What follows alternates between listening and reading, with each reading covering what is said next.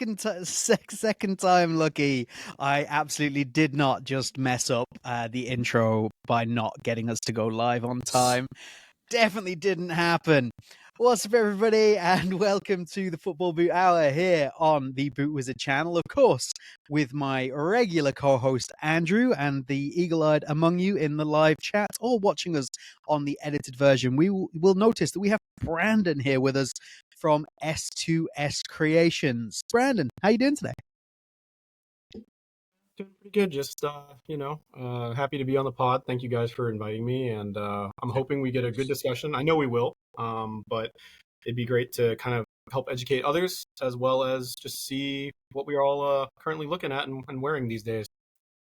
Excellent. Yes, absolutely love that. And thank you very much for coming on and joining us. I think we'll get some really interesting insights, and I'm really looking forward to kind of getting into what exactly it is you do. For those of you that don't know, we will get into a big discussion, but we're essentially going to be talking about customizing boots. That is definitely Brandon's area of expertise. So that's what we're going to get into. Do go and follow at S2S Creations on Instagram if you're not doing that already. Over in the chat, Proper Boots has joined us. Welcome. Chris's Footy Kicks is in the house, as is the Boot Zone, both of which are members. So welcome to you as members. Clippy, welcome. Sam Phillips is in the house. Chris Pottle has joined us. Everybody's here. Everybody's on time, apart from us, but that's normal. When is that? When has that ever happened? Anyway, let's jump into Brandon has agreed to do all of the normal stuff with us, so we're going to dive him into all the regular bits and pieces. Should we begin with all the stuff that came out this week, and then we'll jump into what we've been wearing. Go for it. So I have pictures of everything, with the exception of the the Icon 2 takedown. I don't have the picture of that. But let's start with the obvious place to start, because, Brandon, I don't even think you would have the ability to fix these. What the is that? Holy hell. Like, that's a shocker. I've got an image of the whole pack. The Predator's just the worst one. I had to, show that one in full. Oh, my days. And I don't mean that in a Noah Kavanagh, oh, my days, this is amazing kind of a way. I mean that in a... That is just bad. It's so bad I can't really talk about it, actually. Well, you know what, Brandon? It is a podcast. We're going to kick to you first. What are your thoughts? I had a feeling you were going to ask me about this one, because last night I was like, oh, wait, we're going to go over the latest stuff that came out. I need to make sure I'm up to date on that. And of course, like many of you guys watching, as well as the two of you, I'm sure you got marketed the mess out of for this pack. Unfortunately, I can't believe that marketing dollars went to this, but actually I can, because of how ugly they are. But at the same time, this is all of these, in my opinion, these colorways all belong on an F50. They do not belong on a Pred. They don't belong on a Copa. Copa is the worst one you could do it to, in my opinion. But honestly, it would have been relatively okay had it not been for the fact that they decided to put the branding of the boots already all on the lateral side. So the Copa, it almost looks like Andrew, I'm sure you guys have both seen these, but embargo pictures, right? Before you're supposed to get pictures sent out to the retail stores. This looks like a watermark, and that alone already is setting the tone for this pack for me. But the colors are just oh my god, Adidas, you guys came out with banger after banger after banger, and then you get to this, and it's why did you do that? This just should have been an F50 only thing. I think this pack would have been so bad if they didn't have the Predator. The Predator, I think, is really what tips it over the edge. I've heard arguments. Somebody told me they love the Copa, and I've heard other people say they actually like the F50. It's out there. I mean, I'm trying to look at this just from a general consumer perspective, and not somebody who's who knows the ins and outs of this, unfortunately.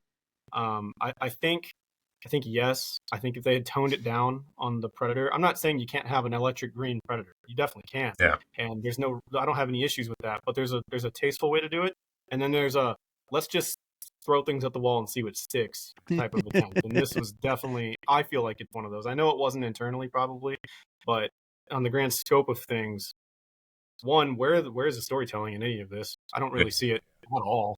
Like, so I mean, from a again, that's taking it a little bit more into a specific area, but yeah, I stick with what I said at the beginning. I think these colors should have stuck with an F50. The Copa's not horrible. They kept it two-tone, which is not bad, but it's just, I don't know why they felt the need to write Copa on the lateral side of the boot. I don't get it. Yeah, I agree. I think and I see all the points. Like, so the Copa, if you get rid of that Copa branding down the side of it, it's not awful. The F50, I kind of feel the same. If you get rid of the giant F50 branding, you can kind of accept that. Like, that's and it has looked better on feet. We saw some on feet shots today, and it looked better. The Pred is just inexcusable. There is no rescuing that. It's just awful. I definitely want to point out that Chris Pottle makes a good point. We were talking about this earlier. He's done a really good concept for it, saying that essentially the colorway belongs on, you said an F50. He reckons it'd be a great colorway for a glitch. And I think he's absolutely right. Like, that would definitely be the case. You have anything you want to add to this disaster, Andrew? Your scientists were so preoccupied on whether or not they could, they never stopped to think whether or not they should. And that's pretty much it. I mean, just because you can do something doesn't mean you should do that thing. Mm-hmm. I'm glad you brought that up real quick, just because at some point in this podcast, that is actually a topic when it comes to the customizing aspect. It'll tie back to this, so just keep that in mind for all those watching. Yeah. Everyone bank that one. So with that in mind, and without having to stare at that hideous thing for too long, let me bring up the tier list as a little reminder here. So this is our tier list.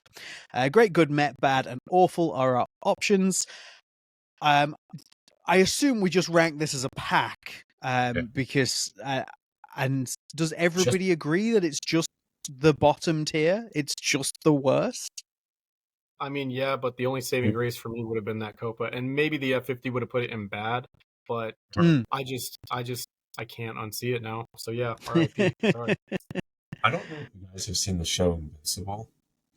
And I've seen the first episode. Yeah. So, like, they have that demon detective, and they send him back to hell. That's what they need to do with this Predator. Draw the star, the pentagram, and and just bring out the Book of Satan and send the Predator back to hell where it belongs. I just, real quick, because I don't want to speak on it too long, because I know we got a lot to get through, but like, I just, from a company money making perspective, not even looking at this from an artistic perspective or like a storytelling perspective, honestly, I wonder what the sell-through rate on that Predator is going to be. It's going to be god awful. I already know it. Unless they just made this like a limited thing. I don't know if it was limited or not. But I'll tell you the smart thing they did. They did not release it here. This entire pack does not exist here. Ugh. And that's probably a smart thing. It's funny as well that they released it the week after they dropped the black, white, red moments pack. They were like, here is the best. We gave you something amazing. Yeah. Now go to hell. Here's the thing you all wanted, done in a really great way. Now screw you all. Screw you all. That's Adidas in a nutshell, guys. Yeah, that's true. Chris's Funny Kick says someone at Adidas let their kids design them. Pretty much. Clippy makes a good point. Who are these even for, or are we just old boomers now? I don't even think the kids are like those. Like, I really, really don't. But you know, F50 reminds me of the Son Speed Portal. I think it's worse than those Son Speed Portals. I could have got behind those for sure. Worst Predator colorway of any generation, and honestly, that's a solid argument. Like, yeah, it's pretty. Yeah. Like, what is worse than that? Oh dear. But yes. Shall we move on to what I'm going to do? Is I'm deliberately going to switch to this because it is quite physically the opposite. It Oof, is beautiful. Oh, look at that. That is very glorious. For anybody who is listening to us on Spotify, because we are on Spotify now, people, you can catch us every week on Spotify. The video is on Spotify, so you can watch us as well. But if you want audio only, we are looking at the brand new Diadora Brazil in the that white and gold colorway. And this is the Brazil Classico, isn't it, with the fold over tongue? And then there is a no tongue version as well, which I have up there, which is exactly the same, but without the bright shade of gold. Such a good shade of gold. Yeah, this is it's beautiful. I mean, it's a really the tongue. Have they always put an elasticated strap on that model? No, that's something they started when they released this Classico model a couple of years back.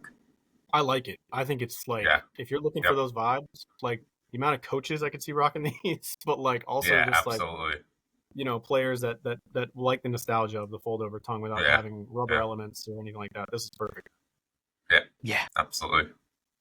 Absolutely. I really don't think we have much to say other than this is fantastic. That's fantastic. I will quote Proper Boots in the chat. Me like, me like, me like. I think that is accurate. Where do we want to rank this absolute piece of art? Are we putting that straight up into great? Is it top tier for everybody? Easy. Yeah. Nice. Okay, we're bringing things looks, right? Yeah, like if we haven't tried it, it's all about looks. Okay. So sometimes we'll throw in, like, if we've tried it and it's really bad or really good, it gets like extra points for up or down. But if we haven't tried it, such as the Diadoras, it's a Brazil, so you know we know what it's like. It's just purely based on looks. Sure. So with that level of enjoyment, we now unfortunately have to move to, well, not unfortunately, like the middle of the road for this week, because these are interesting. What do you reckon, Brandon? Like, from a design and storytelling point of view, what are you feeling with these? I mean, these to me are better than the Adidas pack. I don't even remember the name of that pack. That's how bad it was. But sorry, I will again for our Spotify listeners. This is the Forever pack, the Puma Forever pack that released this week with the blue Future, the purple Ultra, and the kind of lime highlighter yellow King. Sorry, Brandon. No worries. I like the play off of white is always kind of an interesting take over that a lot of brands tend to not really mess with anymore. Puma had one, I think it was called like the Radiant pack or something like that a long time ago, where it was almost like this like ombre sunset colors, and it looked really good. This is a little bit different. It's a little more stark contrast, and you can definitely tell the boots apart, which is nice, I think. But yeah, I think this is good. This is not horrible. I've seen much worse from Puma. Yeah, like 5 minutes ago. That's what I had to say from Puma. Yeah. What do you reckon on this one, Andrew? Yeah, I like that you can tell each individual boot apart, but you can also tell that it's a pack. Like the theme runs through. I love that. Yeah. Yeah, I agree. I think I love that concept within a pack where you have individual boots. They're very clearly different, but they all do fit together. Clippy, we really weren't asking for more Puma colorways yet. We were done with Puma colorways after like the first 2 weeks of these boots being out. The annoying thing with this pack too, though, is they're calling it limited, and it is everywhere. Every store got them. Yeah, it's not limited. Every store gets them. That's just you slapping naming on it. And like that's fine if like stores only got like a size run or something, but still like calling it limited and then having it show up everywhere does not make it limited. Because it's all about customer perception. You can do all the fiddling with numbers in the back end that you want, but if you don't let the customers perceive that it's limited, then it's not limited. Right. I think these look. This shot looks really good. I actually can see the Puma branding a whole lot better on the lateral side. It looks like of the right boot. But it's I forget the story behind this one. Is it just kind of callbacks to moments and during Puma's time, like with different logos and different texts, or what's? Yeah, I think so. Yeah, If you look at the back of the Ultra, has like 47 on it for like 1947, like the year they were founded and things like that. I think it's 47. And yeah, it's like little kind of callbacks and things like that. Although I enjoy Richard Wyatt's comment in the chat there. Given Puma's bi-weekly colorway releases, they've got some cheek dubbing something forever. I enjoy that a lot. But yeah, it's a cool concept. Yeah, it's not executed badly. It doesn't help that we get a release every 2 seconds. Yeah. I would say this is good, though, just because it's better than the majority of the stuff we're getting from Puma. This seems more focused. Mm-hmm. Yeah. Right? Like, as wild as this looks, it has intention. Yeah. Yeah. What do you reckon, Brandon? You behind this? Where are you ranking it? I was going to say the same thing. I mean, I think this is actually considered good because now that I've gotten a little bit more context of the actual story, which is another theme that we're going to touch on tonight, I think the fact that there was intention behind this clearly shows that, okay, the design team actually sat here and flushed this out to a degree. Obviously, it's not some like, Christopher Nolan storytelling, right? That you rarely ever get in boots. But, as comparison to especially what we had just looked at previously with Adidas, if I asked you, hey, what do you think this means? People would look at that and go, I have no idea. Like, you just want to be seen on the field? I don't know.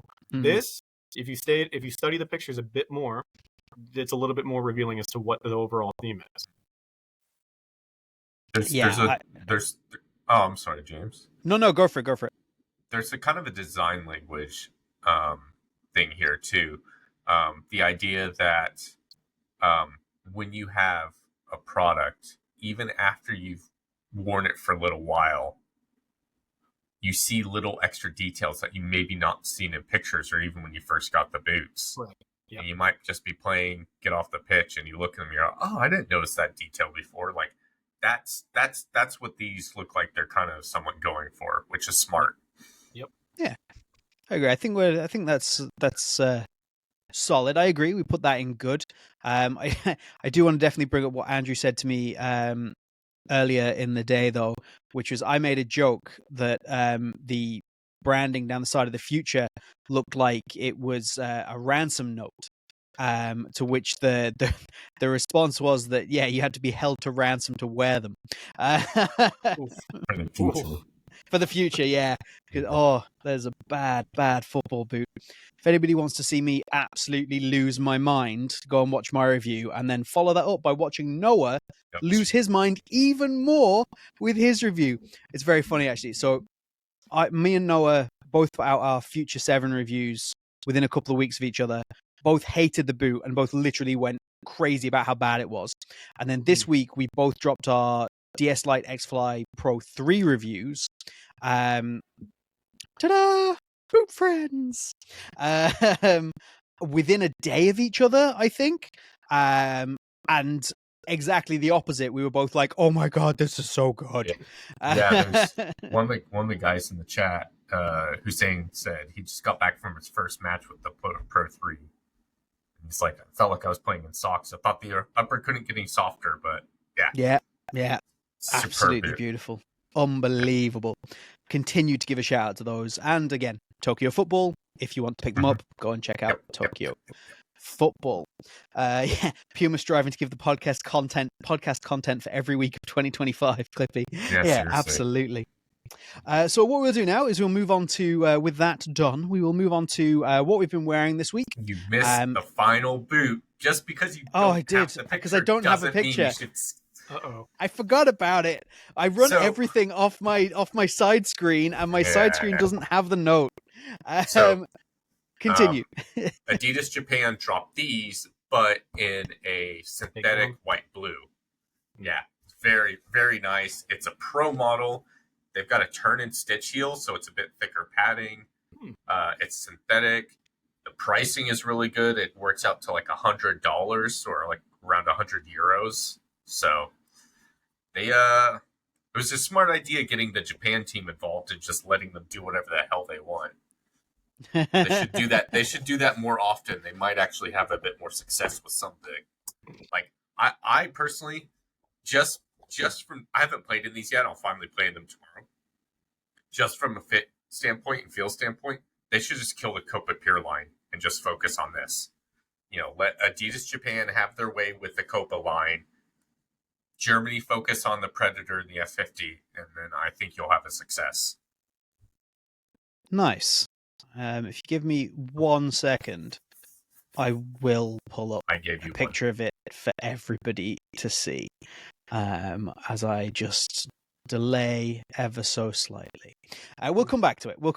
Yeah. So I will pull up a picture because it's very interesting. And with it being a synthetic icon, even though it's the takedown, I, of course, am incredibly interested in getting a pair of those, which I imagine will require me to have, I don't know, like a friend somewhere in Japan that might be able to help me get them. Wish I had one of those. Yeah. Actually, hold on. Here we go. Nope. That one there. No, wrong one. Nope. Wrong one. Let's just get rid of HD. it. That's just the HD colorway just for Japan. I tried and I failed. We'll move on. That's right. More limited. Yeah. So what have we been wearing this week? What have we put out for reviews? What have we been wearing? What is coming up for us? We'll start with Brandon. Like, we want to go with what have you been wearing, customizing, using? What is your jam right now? What is your go-to? So I try to join 30s and over league because I just turned 30 in January. Because my body just is not in the mindset of sticking with the competitive guys. But sweet summer child. But my people, I was gonna say, oh, my friend, there is. Whew. But my team, there's so much for you to discover. My team was like, you can't do that, dude. You need to stick with us. We need you. And I was like, okay. So I've been wearing these bad boys right here. They don't look that tasty. That's very nice. So yeah, I mean, I never had these as a kid. Partially because I didn't obviously know what these were at the time. You would have been like, what, 6? I was born in 95, so yeah. 6 or 7, yeah. Yeah, so sorry. Oh, God. Didn't mean to do that. Oh, God. Anyways, we'll move on. But yeah, so I've been rocking these. Nice. These get a lot of crap because of the whole stripes not flowing underneath the sole plate. I get it. But at the end of the day, comfort-wise, these are one of my favorite Adidas boots on the market right now. Nice. And then I'm going to be wearing these shortly. So bringing out all the bangers. All the bangers. Like to pre-stretch the tongue to make sure the tongue is, nice and already Beckham style, ready to go. Bit of quality issues with these, though, if I'm being honest with you guys. It's a nitpicky thing, but when you're me, that's something that you'll notice. But like the painting of the black stripe, you can't see it on the camera. I'm not even going to bother trying, but it's like, you can tell they buffed it and then repainted it. Like someone who was buffing this accidentally had like just gone up on the stripe. And it happens. It's not a big deal. It's not going to affect playability at all. But if you were collecting for collecting's sake, that's something that obviously would be kind of a bother. But yeah, I've got that. And then I'll show you one more. Give me 1 second. He's gone. He's had enough of us already. He's saying, give us 1 second. He's just climbed out the window. He's like, nah, I've had enough of you. So, it's nice. This is suede python. This is like actual real python. Nice. Yeah. Wow. Awesome. Not the swooches, the stripes as well. So, nice. Tested these out for about 3 games, and not saying it was the shoes, but I did score a goal and got 2 assists. So it's always the shoes. James, take that, stick it up your vision, ours. Oh yeah, sorry, James. It's quite all right. We don't worry about it, not one bit. Nice, they're very, very cool. Yeah. Thank you. Those are awesome. What are your thoughts on? So I noticed there with the champagne ones you've got, the tongue color doesn't match the liner on the inside. Does that annoy you? Because it would annoy me. I guarantee you, if you played like 3 games in England on a muddy pitch with this conversation that would be mute because this would turn muddy brown anyways. So, absolutely, but from a collecting standpoint, if we're gonna talk about it like that, yeah, that would annoy me. But at the same time, like, I don't count. You can't ask me this because I could literally go and change this like right now. Yeah, if I really wanted to. Yeah, that's true. Yeah, you're like, give me 5 minutes, I'll change it. Sorry. Not a bother at Sorry to all. pull that card, but yes, yeah. I mean, as a normal consumer though, and knowing what the history of this boot, yeah, for sure, I definitely would be like, dude, what the hell? Like, you guys literally went the extra mile to even make these in Germany. So, like, why wouldn't you just do what you should have done in the first place? Who knows? Andrew, where are you at this week with your 6 inches of snow on top of 8 feet of snow? Yeah, right. Well, I did do an unboxing of these, the Lanzera Professionales. So shout out to Lanzera for sending these out to me. These are ridiculous. I'm jealous. That box is insane. Like, full wooden box. Yeah. So much credit to them. This is through no fault of theirs. Much credit to them for sending me the boots, but because the boots are priced so highly in Japanese yen, when you do the conversion, I got hit with the customs fee. Oh no! And my wife's already been getting on to me about having stuff showing up because I normally do pay on delivery. She's already been gotten on to me not having money ready, and I was like, "No, I'll have money ready because I had the Moments Preds coming in, which are gone already. I unboxed them, sold them, and these came in, and she's like, "Hey, you owe like 10,000 yen," and I was like, "What? What are you talking about?" Yeah, like how? She came upstairs. She's like, "Don't do this again." I was like, I'm sorry. And I was like, "Oh, okay, it makes sense because these are so expensive." But yeah, these are ridiculous. So are you keeping those? If you haven't seen, are you gonna keep those? Oh, absolutely. Yeah. These are yeah. So Lanzera was very kind, and they sent these out to me actually. And I've got a review on the blog that was done by Proper Boots. It's a very good review. Go read it. I saw that one. Yeah. Yep. And he was very effusive in his praise, and he was right to be so because these are superb. I love made in Italy boots. They don't stand up like they used to against made in Japan boots, but like this is different. This is very different. I put them on and I was like, that's the stuff. Is there a reason why the studs are red on some of those? Like, is it different density foam or different density of plastic? No. Okay. So basically, in the past, Lanzera had some red.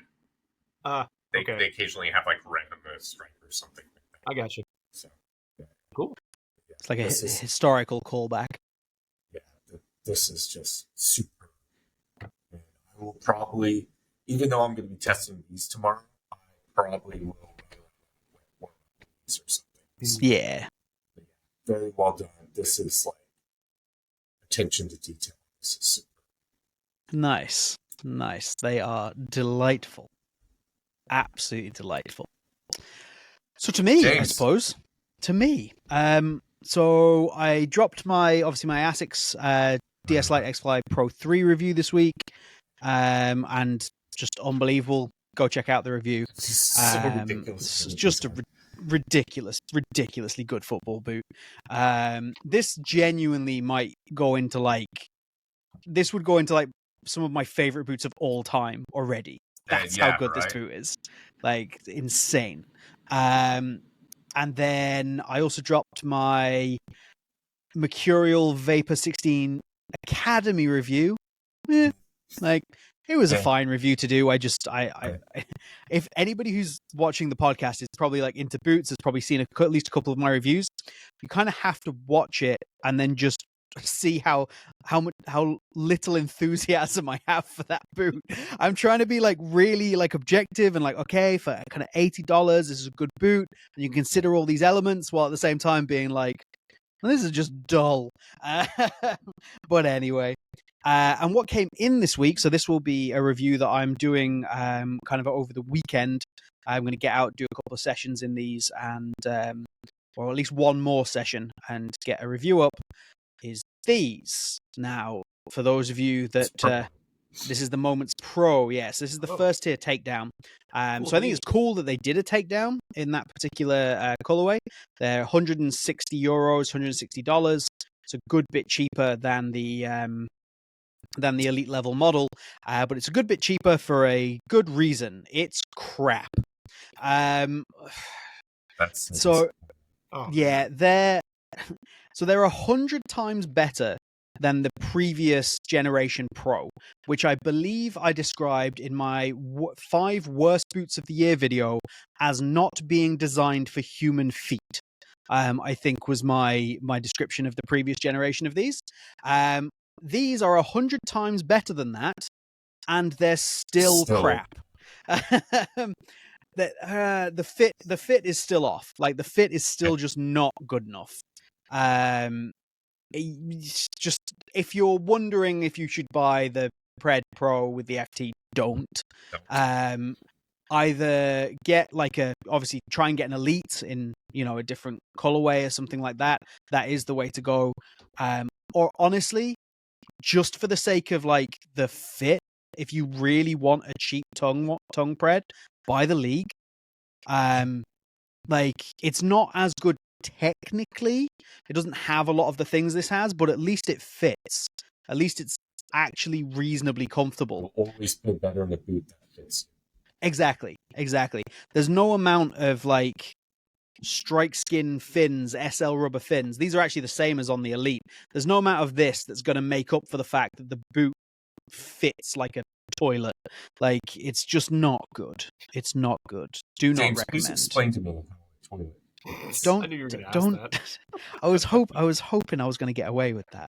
Badly, Andrew. Badly. Imagine trying to put on a toilet. How would that work? It wouldn't. It would fit badly. One of the things in writing you learn is avoid metaphors like the plague.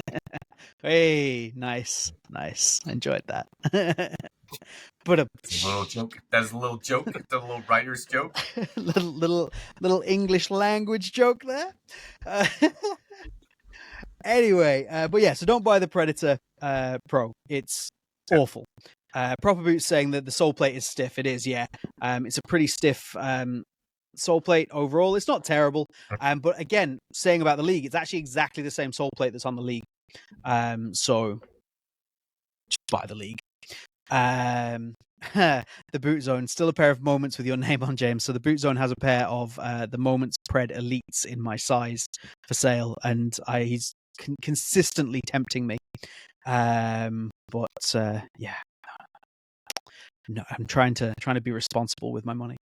As I sent the thing yesterday about the new icon synthetic, and you're like, oh. And I was like, oh, I'll have a pair of those then. And then I had this bright idea to message Tokyo Football and be like, oh, will you be able to get hold of these boots for me? You don't have them on the site. Would you be able to get hold of them for me? And he was like, oh yeah, no bother. I'll do that for you. I ended up buying 3 pairs of boots off him. So anyway, we're supposed to be downsizing. Anyways, sorry. I want to hear about Brandon's stuff. Otherwise, we're going to be here arguing all night about downsizing. Got to Marie Kondo our collections. Oh God! But they all bring me joy. So let's go. So that is a lie. These definitely don't bring me joy. Anyway, Brandon, my friend, over there, listening to us talk absolute nonsense. As a starting point, for those people that do not know who you are, what S2S Creations do, could you give us a breakdown, a little insight into what it is that you do, who you are, what S2S Creations is, all of that good stuff? Yeah, I'll definitely try and surmise it to where we're not doing crazy, specific detail stuff. But essentially, guys, I played football. I call it football because that's what it is. I grew up playing football since I was 3. I've always been into footwear. First job out of middle school, straight into high school, I actually was at a technical running store. So I was learned to fit people specifically for their gait, right? So if you aren't familiar with what gait is, gait is like the cadence of how you run or how you walk. Everybody has one, but everybody's is different. So using that along with my love for cleat collecting or boot collecting, I was the guy that would always have new boots, but I wore every single pair. Not a single pair that I own has never been worn. So I always have to wear them. And part of that was because of the curiosity of okay, I see these guys on the TV wearing it. this is before I really knew how stuff worked, right? So like, for example, the mercurial SL carbons, like the all carbon ones that Drogba and Ronaldo wore in the Champions League final. I got a pair on eBay when I was young, worked up, saved, put the money towards that. Got the SG pair, which is more limited than the FG pair, and specifically wore them for that high school game that I was playing because I wanted to know what it was like to play in all carbon fiber cleats. Because at the time, who had done that, right? Who had done that? So I know. Trust me, if you think that's bad and blowing potential profit on that, you just wait till you have to see the stuff that I've deconstructed and reconstructed. But anyways, with all that curiosity, I got more into wanting to learn more about how boots were made. So I started taking shoes and boots apart all the way up through college. Studied marketing in school up in Wisconsin. Played a little bit of Division One, but then just found out it wasn't really my dream was to just play Division One and say I was on a Division One team. I wasn't good enough to be pro, and I knew that. But at that point, I just wanted to have fun. So I had about 3 years left of eligibility. Went somewhere I'd never been, which was the Midwest. I wanted to be close to Chicago without having to spend an arm and a leg to live in Chicago. So I chose Wisconsin to freeze my butt off. And it paid dividends. It was awesome. I made great connections. That's where I actually started to build a career for myself within the soccer world, football world. And I was working for a small mom and pop. At the time, they were known as Steffen's Soccer. And they were actually... Yeah, they've been around for quite a while. They're actually one of the oldest soccer stores in the entire country, which is really cool. They unfortunately, fortunate for the owners, unfortunate in my opinion, because I like the mom and pop vibe, but they did get bought by Soccer Post, who are bad. They're not bad people, but it's just rare to see a mom and pop soccer shop in the United States last as long as they did. They were around since 1968. So keep that in mind. That's a long time in the United States. They were good. Yes, still are. They do still have family that do work in the business at the headquarters up in Brookfield, Wisconsin. But anyways, during COVID, I got furloughed. I had a point where I was furloughed from a corporate job. Keep that in mind. I hadn't been working at Steffen's yet. I had worked there all throughout college, but after I graduated, got a degree in marketing, blah blah blah. Went to work for a printing company up there, one of the larger ones in North America. Got furloughed due to COVID. And at that point, I had gotten to a point of my shoemaking career where I had actually taken a class out in Los Angeles. If you're familiar with the shoe surgeon, he's currently being sued by Nike for like $70 million. So not great. But we can get into that later. But anyways, flew out to California, LA for 4 days, Easter weekend, 45 people, and we learned how to make a pair of Air Jordan 1s. Had no experience cutting leather, had no experience sewing, had no experience pattern making, any of that stuff. So as soon as I got behind the machine, I was like, okay, it bit me. The bug bit me. I need to learn more about this, because it was every sneakerhead, boot nerd, your wildest dreams literally were just right there in front of you, and you're being shown exactly how to deconstruct a pair of sneakers and reconstruct them using it's called cord waning techniques. So a lot of people call me a cobbler, but technically that's actually not the correct term. The correct term is called cord waning. It's an old English word that most people have no idea what it is unless you're in the business. But it's simply the process of taking a piece apart and then putting it back together using whatever materials you want, typically better materials. So that's in a nutshell kind of what I do now. I have moved back to North Carolina. After leaving Steffen's, I was there as their kind of like their social media marketing person, but also just director of consumer experience, which essentially is just a fancy term for helping people in the store understand what it's like to enter through our doors. And so they get a one-of-one unique experience, because that's the one advantage retail has over .com. So yeah, that's kind of similar to you, Andrew, I think, is what you were. I don't know much about your history either, by the way, so I'm just assuming here. So sorry if I'm wrong, but yeah, so essentially that's kind of in a nutshell like what I do. And if you guys want like a visual representation, like this is we definitely do. Air Jordan 1 1985 edition, because there are different cuts taken apart and put back together. Now everything you see here though is original. So the leather I had to source, it's actually got this like really cool cracked leather on it. You probably can't tell because the white balance is god awful on this, but the liners are all sourced by myself. I don't have anybody that works for me or anything like that. And I do have to hand last them. So like, here's a pair of the iconic red colorway, and these are hand lasted with a board. So yes, in terms of nerding out, we can definitely nerd out when it comes to, footwear construction. I've even been getting more into deconning soccer cleats right here, football boots. Here's the actual. This is really cool though. The sole plate did not survive, unfortunately. I used way too much. A Nike sole plate is cheap and didn't survive at deconstruction? Wow, that's surprising. A Nike Premier sole plate as well. Nike is so well known for their high quality products. How would... Oh, man. Sorry. This is the wrong podcast to do that on, but yeah. No. This is the right podcast to do it on. No, like, and the whole reason, just so all the viewers are aware, is the reason why I wanted to do this. It's not that I don't mind talking to people. It's just that there's so little education, and you guys are like, it's like you two, J Mike, Noah, SR4U, a couple other guys. That's really it. I mean, at the core of it, that have an actual, what do you call it, antenna to show people like, hey, look, this is why you need to buy so and so brand like Adler or Mizuno or whoever, Lanzera. But anyways, yeah, the whole point of this podcast was to kind of teach you guys, not just yourself, you two, but also the audience, like, hey, this is what you're really buying. And this is why boot reviewers exist. Because if it weren't for you guys, I would have no idea what to go and buy if I were a regular consumer. And it's free. That's the best part about it. It's absolutely free. But you should pay these guys, just so you guys are aware. Thank you for doing the marketing deal for us.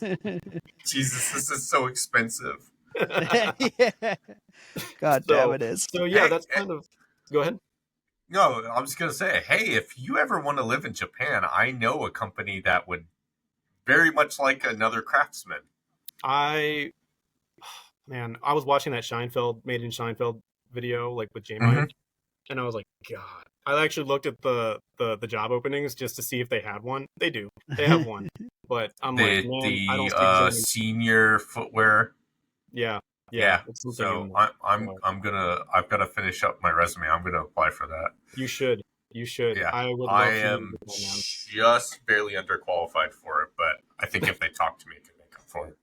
But yeah, Adler would love to have some more Craftsmen.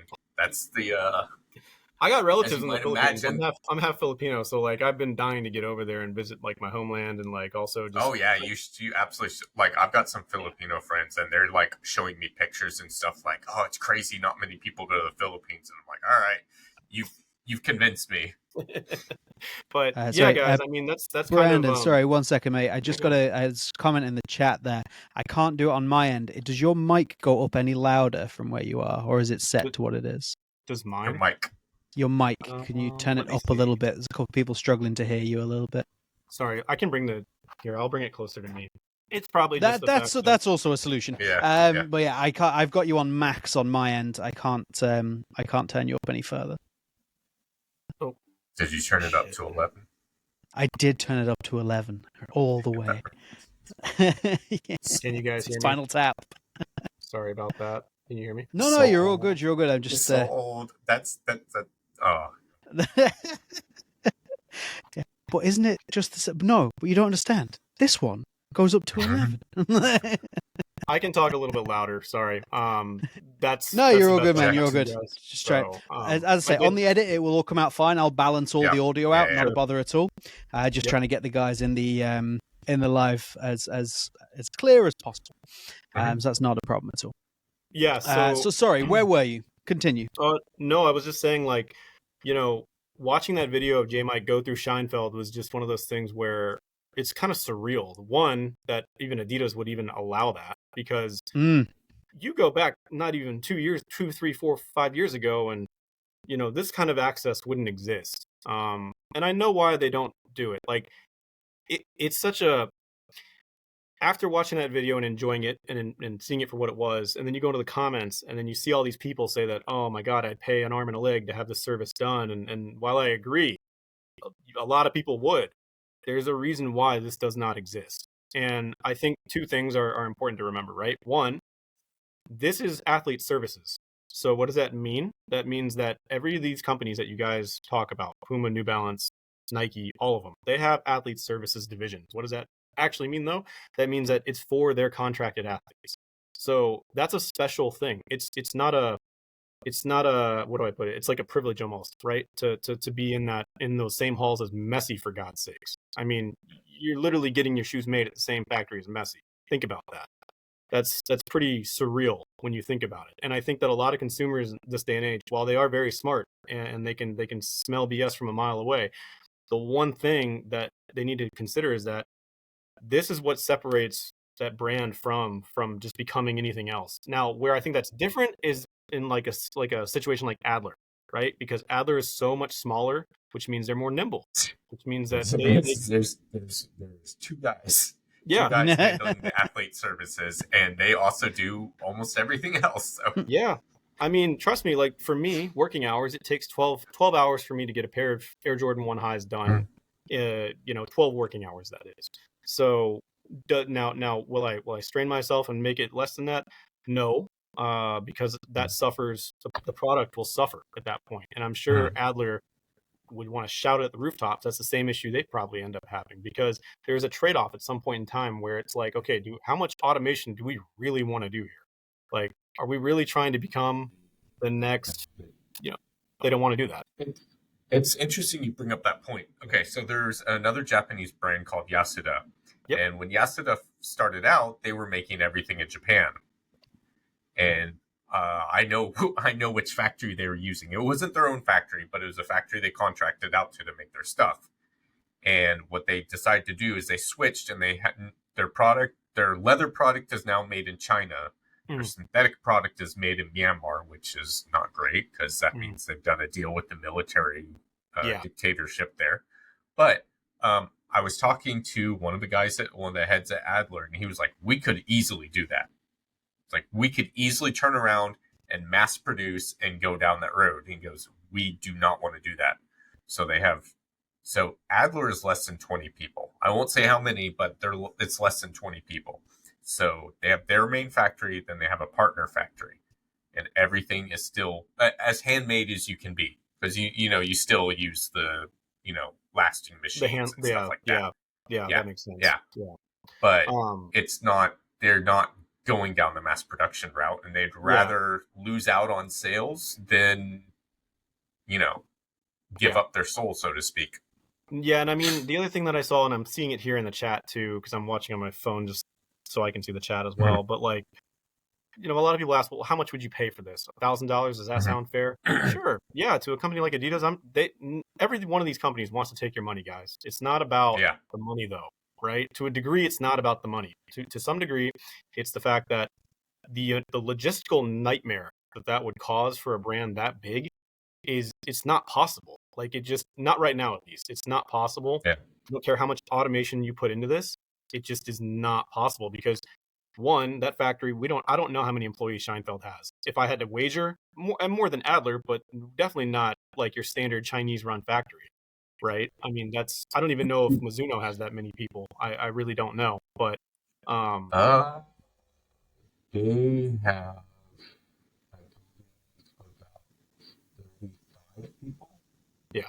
In the Hyogo factory, which is still pretty small. I mean, in all honesty, that's not a lot of people. I mean, to be pumping out that many shoes a year is insane. Like, the amount that they do, because it's not just the Morelia. I mean, they do more than just Morelias, I'm assuming, right? Yeah. Yep. So I think to answer a lot of people's questions of, well, how much is enough?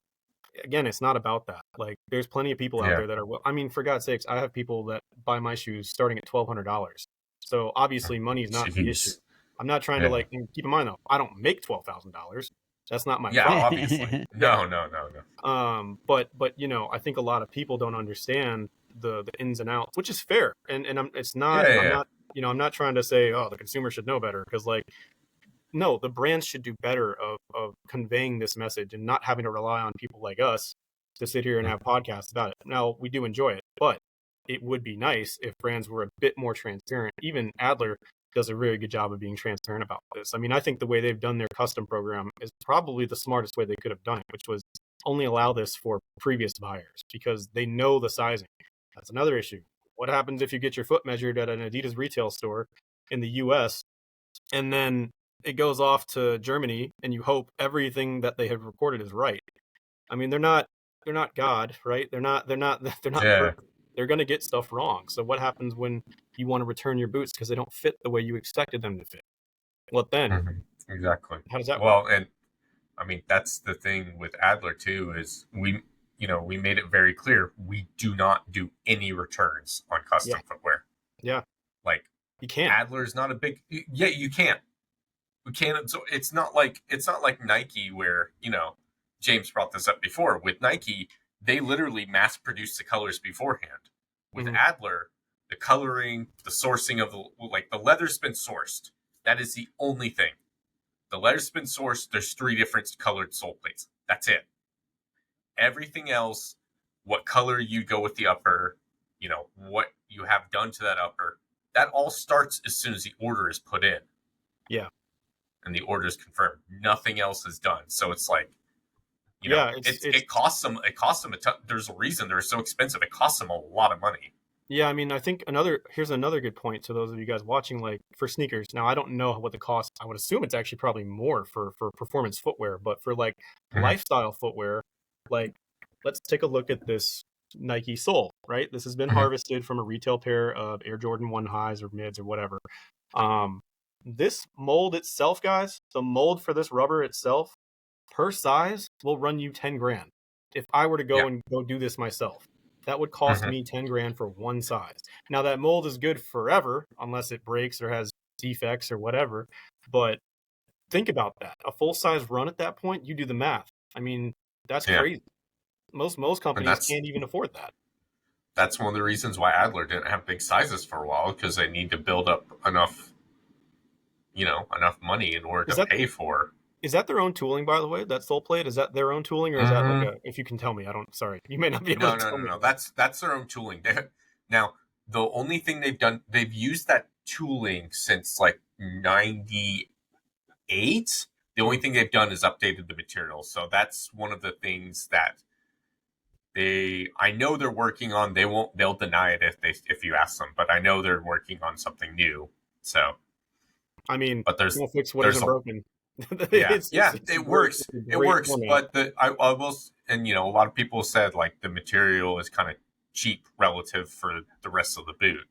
So I get that. That's being worked on, but I just think that all you got to do is pop the hood, take a look, and see what's under the strobo board, or what's actually lack thereof. It's not even a strobo board. It's a. I'm glad we brought this up because I want to talk about the construction of their boots. Are all their boots stitched underneath, by the way? I only own the Yagarashi, so I'm not sure. Yep. All of them. All of them. So a lot of people, that's a small detail, guys. Like for those of you looking to spend money properly, or rather to where you're going to get your money's worth, I should say. This is something you should look out for. And any of you guys in the custom boot community, when I say boot, I mean like workman's boots, like Timberland boots and stuff like that. That's a horrible example. Doc Marten, that's a better one. Doc Marten boots, those are not all of them. The higher quality ones are stitched like that. And that's known as a Goodyear welt, which is very famous in the shoemaking community. Now, it's kind of been marketed like crazy now because people just heard Goodyear and they're like, oh, I should buy that. Like, same thing with kangaroo leather. What people don't realize about kangaroo leather or leather in general is that there's different grades of leather you can buy. It's not just that's it. Like, that's the part that nobody ever talks about on boot reviews. It's like, okay, well, you may not know the quality of the leather, but I don't know if that's something you can speak to, Andrew, in terms of the quality of the leather hide that you're actually getting. If you can, it's okay. I don't mean to put you on the spot. No, it's fine. I will say the customs, it is a higher grade than the regular ones. I can tell you that for sure. You can even if you gift. I should have brought my regular Yadigar shoe in here. If you get a regular Yadigar shoe and compare it to the custom, you can tell this is a higher grade. So good, because that's the plan. so yeah, I mean, but that's kind of what it comes down to is like there's so many little minute things people do not think about when they're buying boots. Like it's beyond the fit. Like the fit should be like, okay, the last thing you should look at. Well, actually, I shouldn't say that. The last thing you should look at is the colorway, guys. Yeah. Everything else is more important, in my opinion, if you're looking for playability's sake. Sorry, James, if I'm like hijacking the podcast, but absolutely not. There's a reason that you're on the podcast. This is exactly it. Like, so please do continue. The other frustrating thing too is like, like riveting, right? Oh, yeah. If you can't get it stitched, get it riveted. But like even Mizuno, as high quality as their products are, like when I met with their head of footwear development like 8 years ago, he was like, well, actually, our glue we use now, we don't even need to rivet anymore. And I was like, are you telling me that you're going to stop riveting? So one of the things they did is for the Morelia Neo series is they stopped riveting. Now they haven't had issues, but still, like, okay, this still has a rivet in it. Oh, those have a rivet. I didn't realize that. Yeah. The previous gen had a rivet right here.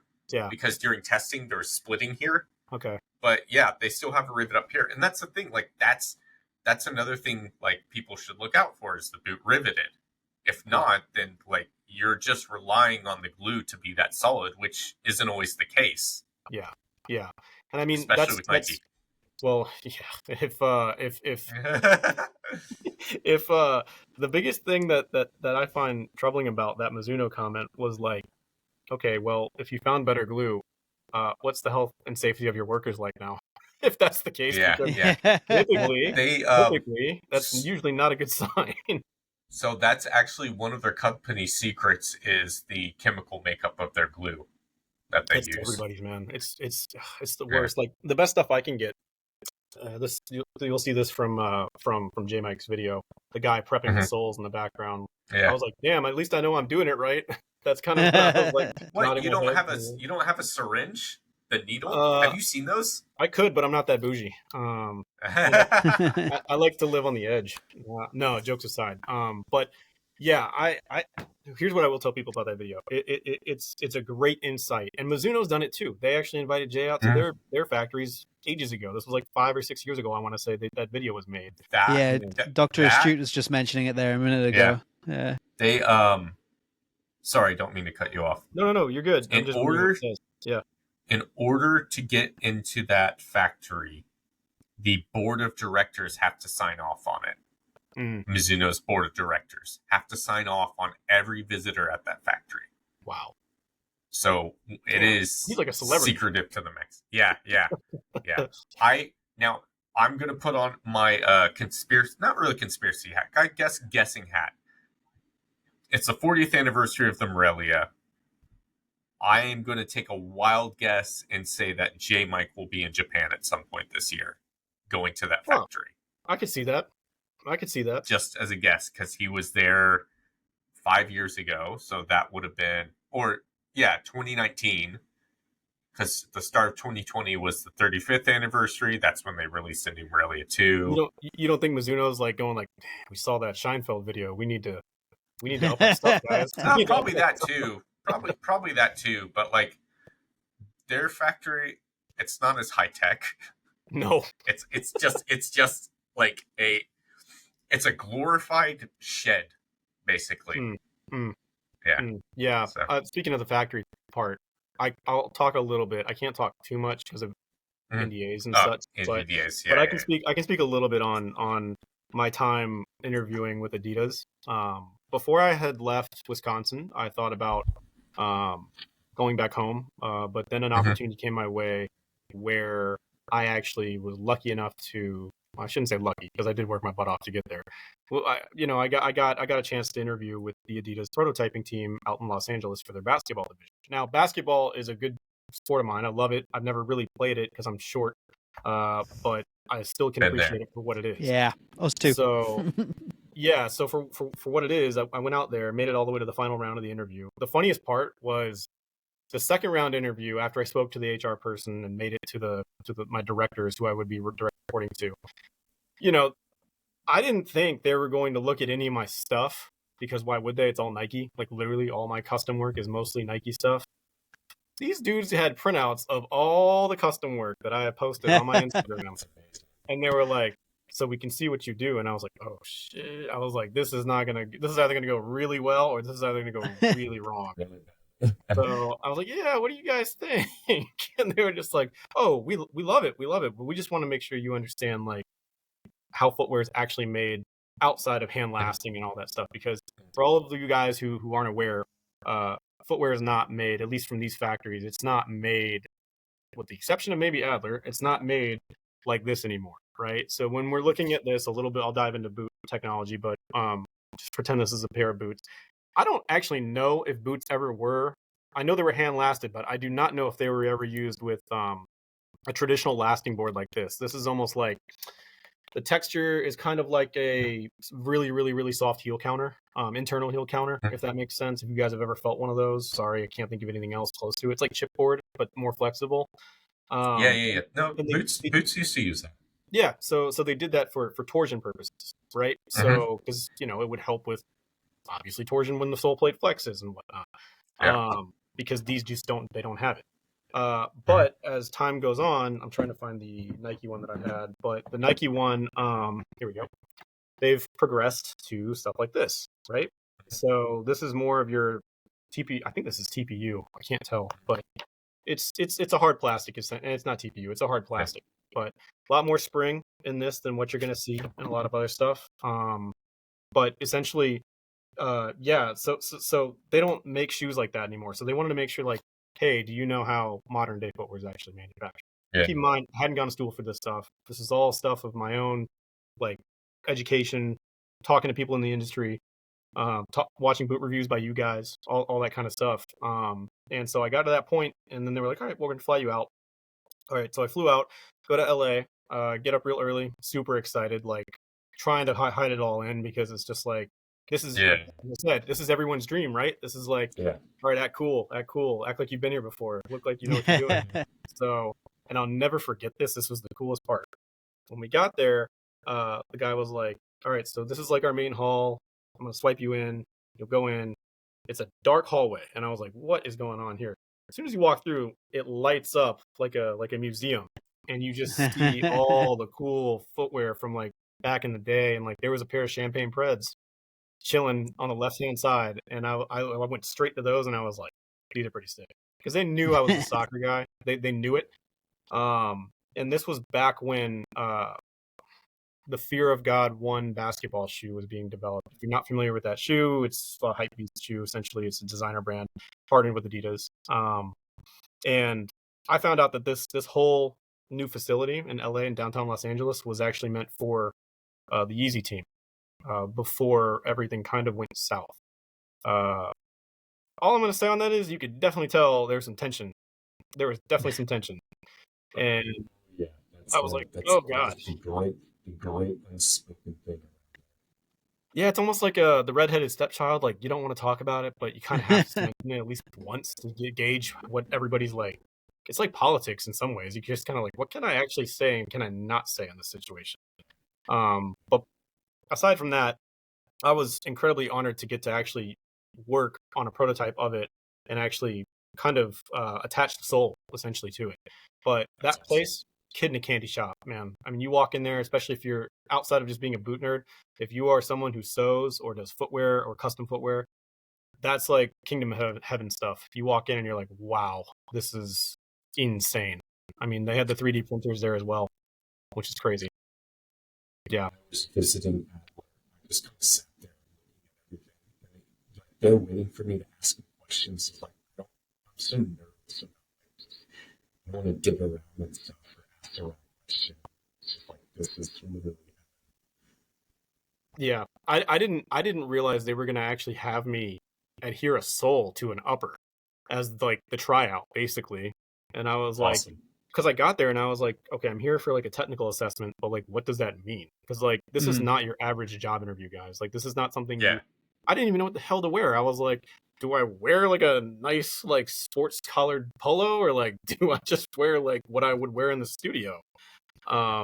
And I actually had to ask that because I was so nervous. I was like, I don't want to be disrespectful, but like, I don't want to look like an idiot either. So like, obviously closed-toed shoes. I'm not going to wear flip-flops. I would never wear flip-flops to anything anyways. But I got there and the guy was like, yeah, so today we're going to show you how to like prime the shoe and do all this stuff. And it was just like the Scheinfeld video. I mean, it literally, everything's all white, pristine.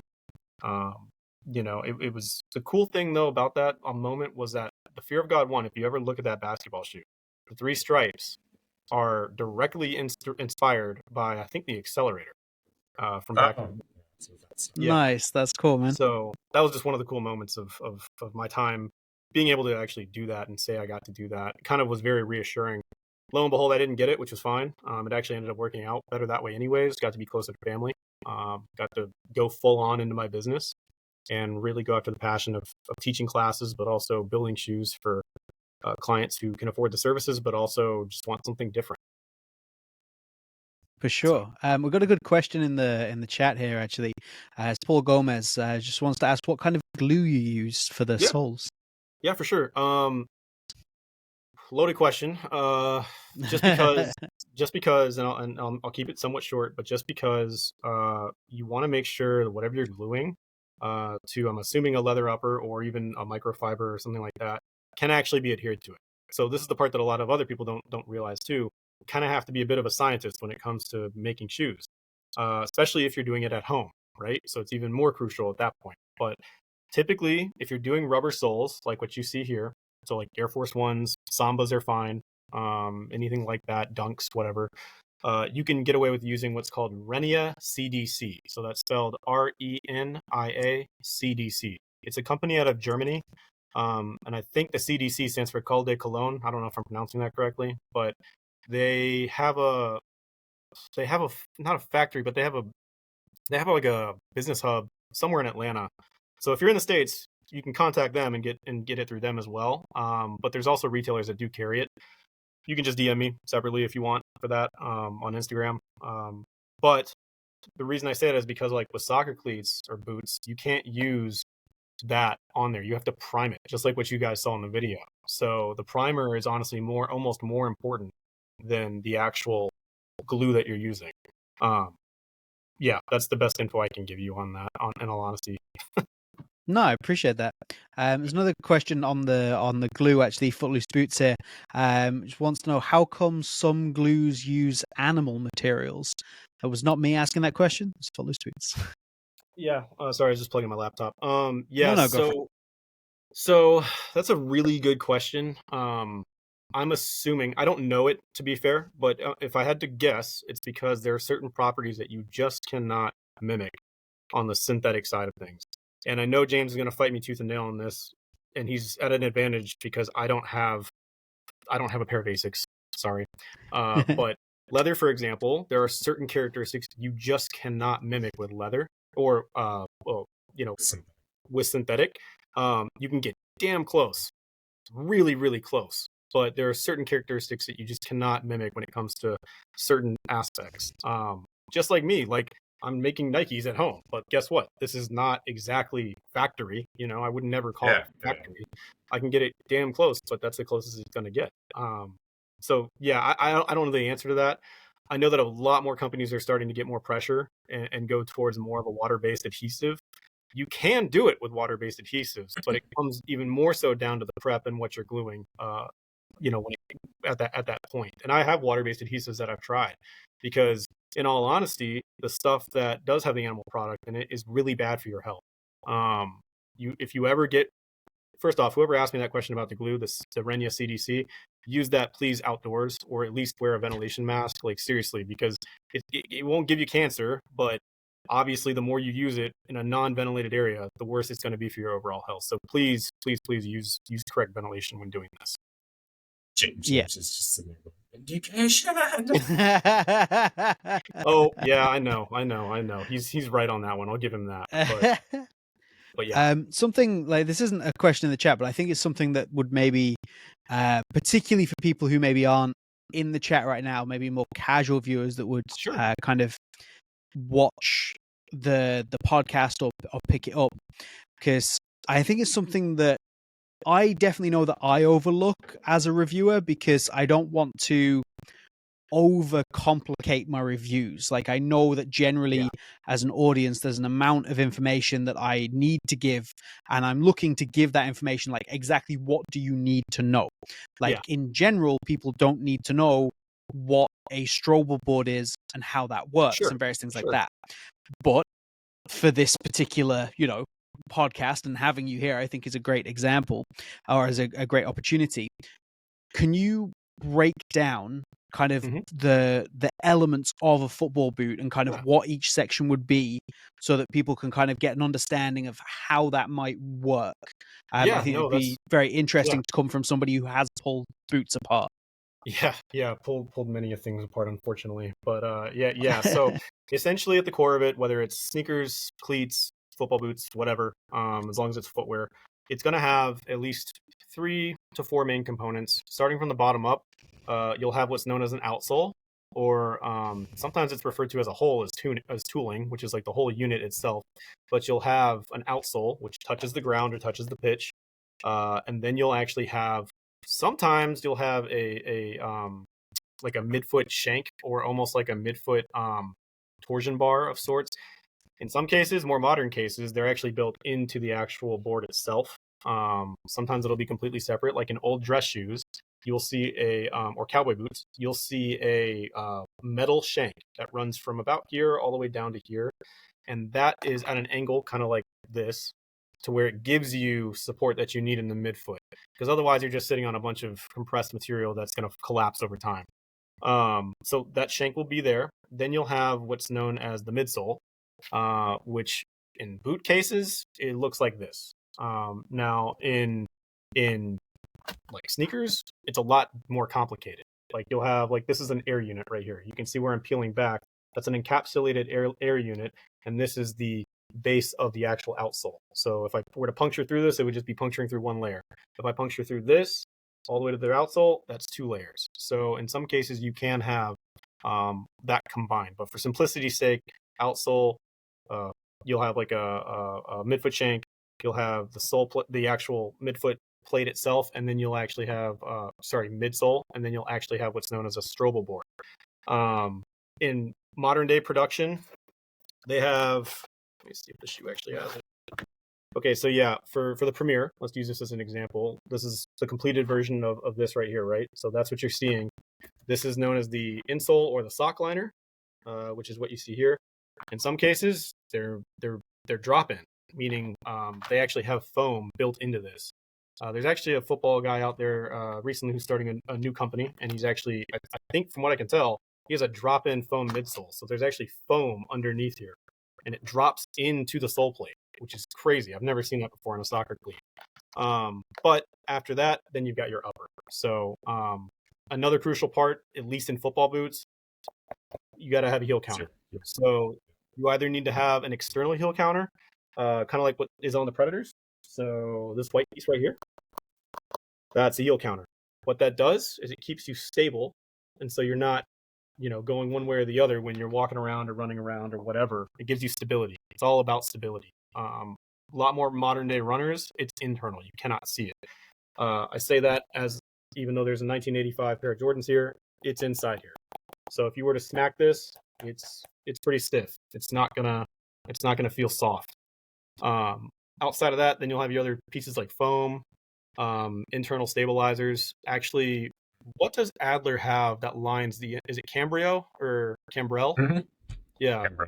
Yeah. Yep. Which is one of the nicest liners you can get on an athletic shoe, in my opinion. Yeah. I know I'm really talking up Adler here, but they make it easy. So thanks. Yeah. Otherwise, you would just have what you see under here, which is like a liner. Mm-hmm.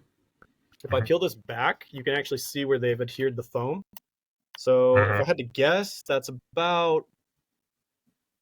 definitely less than a millimeter of foam, but it's pretty thin, guys. I mean, it's not very thick. So whenever you feel like a calfskin leather shoe, or you feel kangaroo leather, especially the Copa, they tend to put foam definitely in the vamp area, and I'm pretty sure they even put it back here as well. The Adler, especially the Yadagarasu, might not have foam in the midfoot. If it does, it's very thin. I can't feel it, but I think they have some of it in the forefoot, right? Yes. Yeah. So that's kind of the breakdown of the boots itself. Does that kind of help, James, or is that a little too? No, I think that's great. I think that's like I say, it's something that sometimes, like, you want to talk about certain things, and I end up cutting it out of videos because I'm like, nobody needs to hear me talk That's about fine. a stroll board. Like nobody cares. But because like people don't watch the reviews for that. I know. They watch the review to find out, should I buy this pair of boots? Whereas in this case, people are watching this to literally hear you talk about exactly that kind of thing. So I think that's it's a great opportunity to kind of dig into those tech details, as it were. I would encourage anybody really to go to your local football boot store and go just look at the wall. Go grab something off the wall and compare it with yourself. Feel it. You may not know what you're looking at. You may not really think it's the appropriate thing to do, but in all honesty, unfortunately, most of the people that are selling you those boots at those stores, they don't have enough education, and it's not even their own fault. They literally have no chance of competing with somebody like me or you or anybody else when it comes to information. For sure. Sorry, go on. Go ahead. Oh, go. Oh, I was going to do the same thing you were about to do. So Footloose Boots is asking if foam is used for the sake of structure sometimes.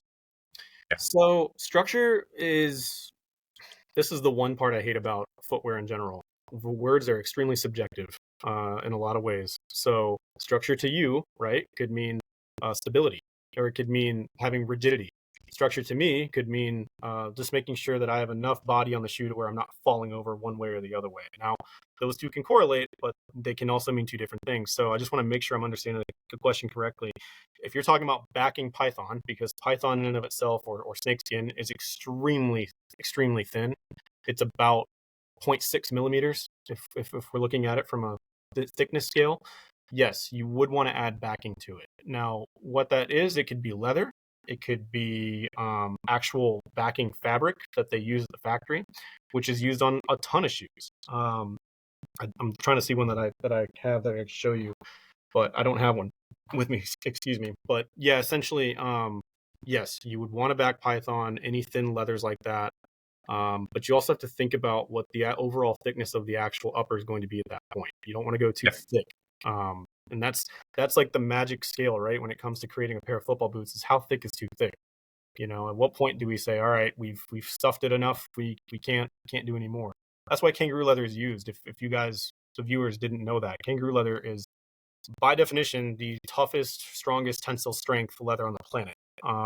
It's extremely resilient, but it's extremely thin for being so strong, which is why it's used.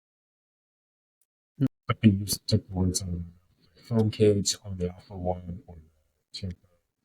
Yeah, the Rebulus series always had a foam cage. It's the same idea. Yeah, I think there was a pair of Puma for synthetics. There was a pair of like Puma. They were like camoed. I can't remember what they were. I think they were Power Cat. I can't remember. No, they were Evo Powers. No, there's a King. Oh, the Evo Powers? Yes. Evo Powers. Evo Powers. Yeah. They had foam pods all throughout the entire upper of that boot. Yeah. Great boot, but lots of foam. So yeah, you can pretty much use whatever you want when it comes to stuffing it full of foam. It just depends on the balance and the density of the foam, because this is really nerdy, but even getting into the foam thickness is something people need to think about too.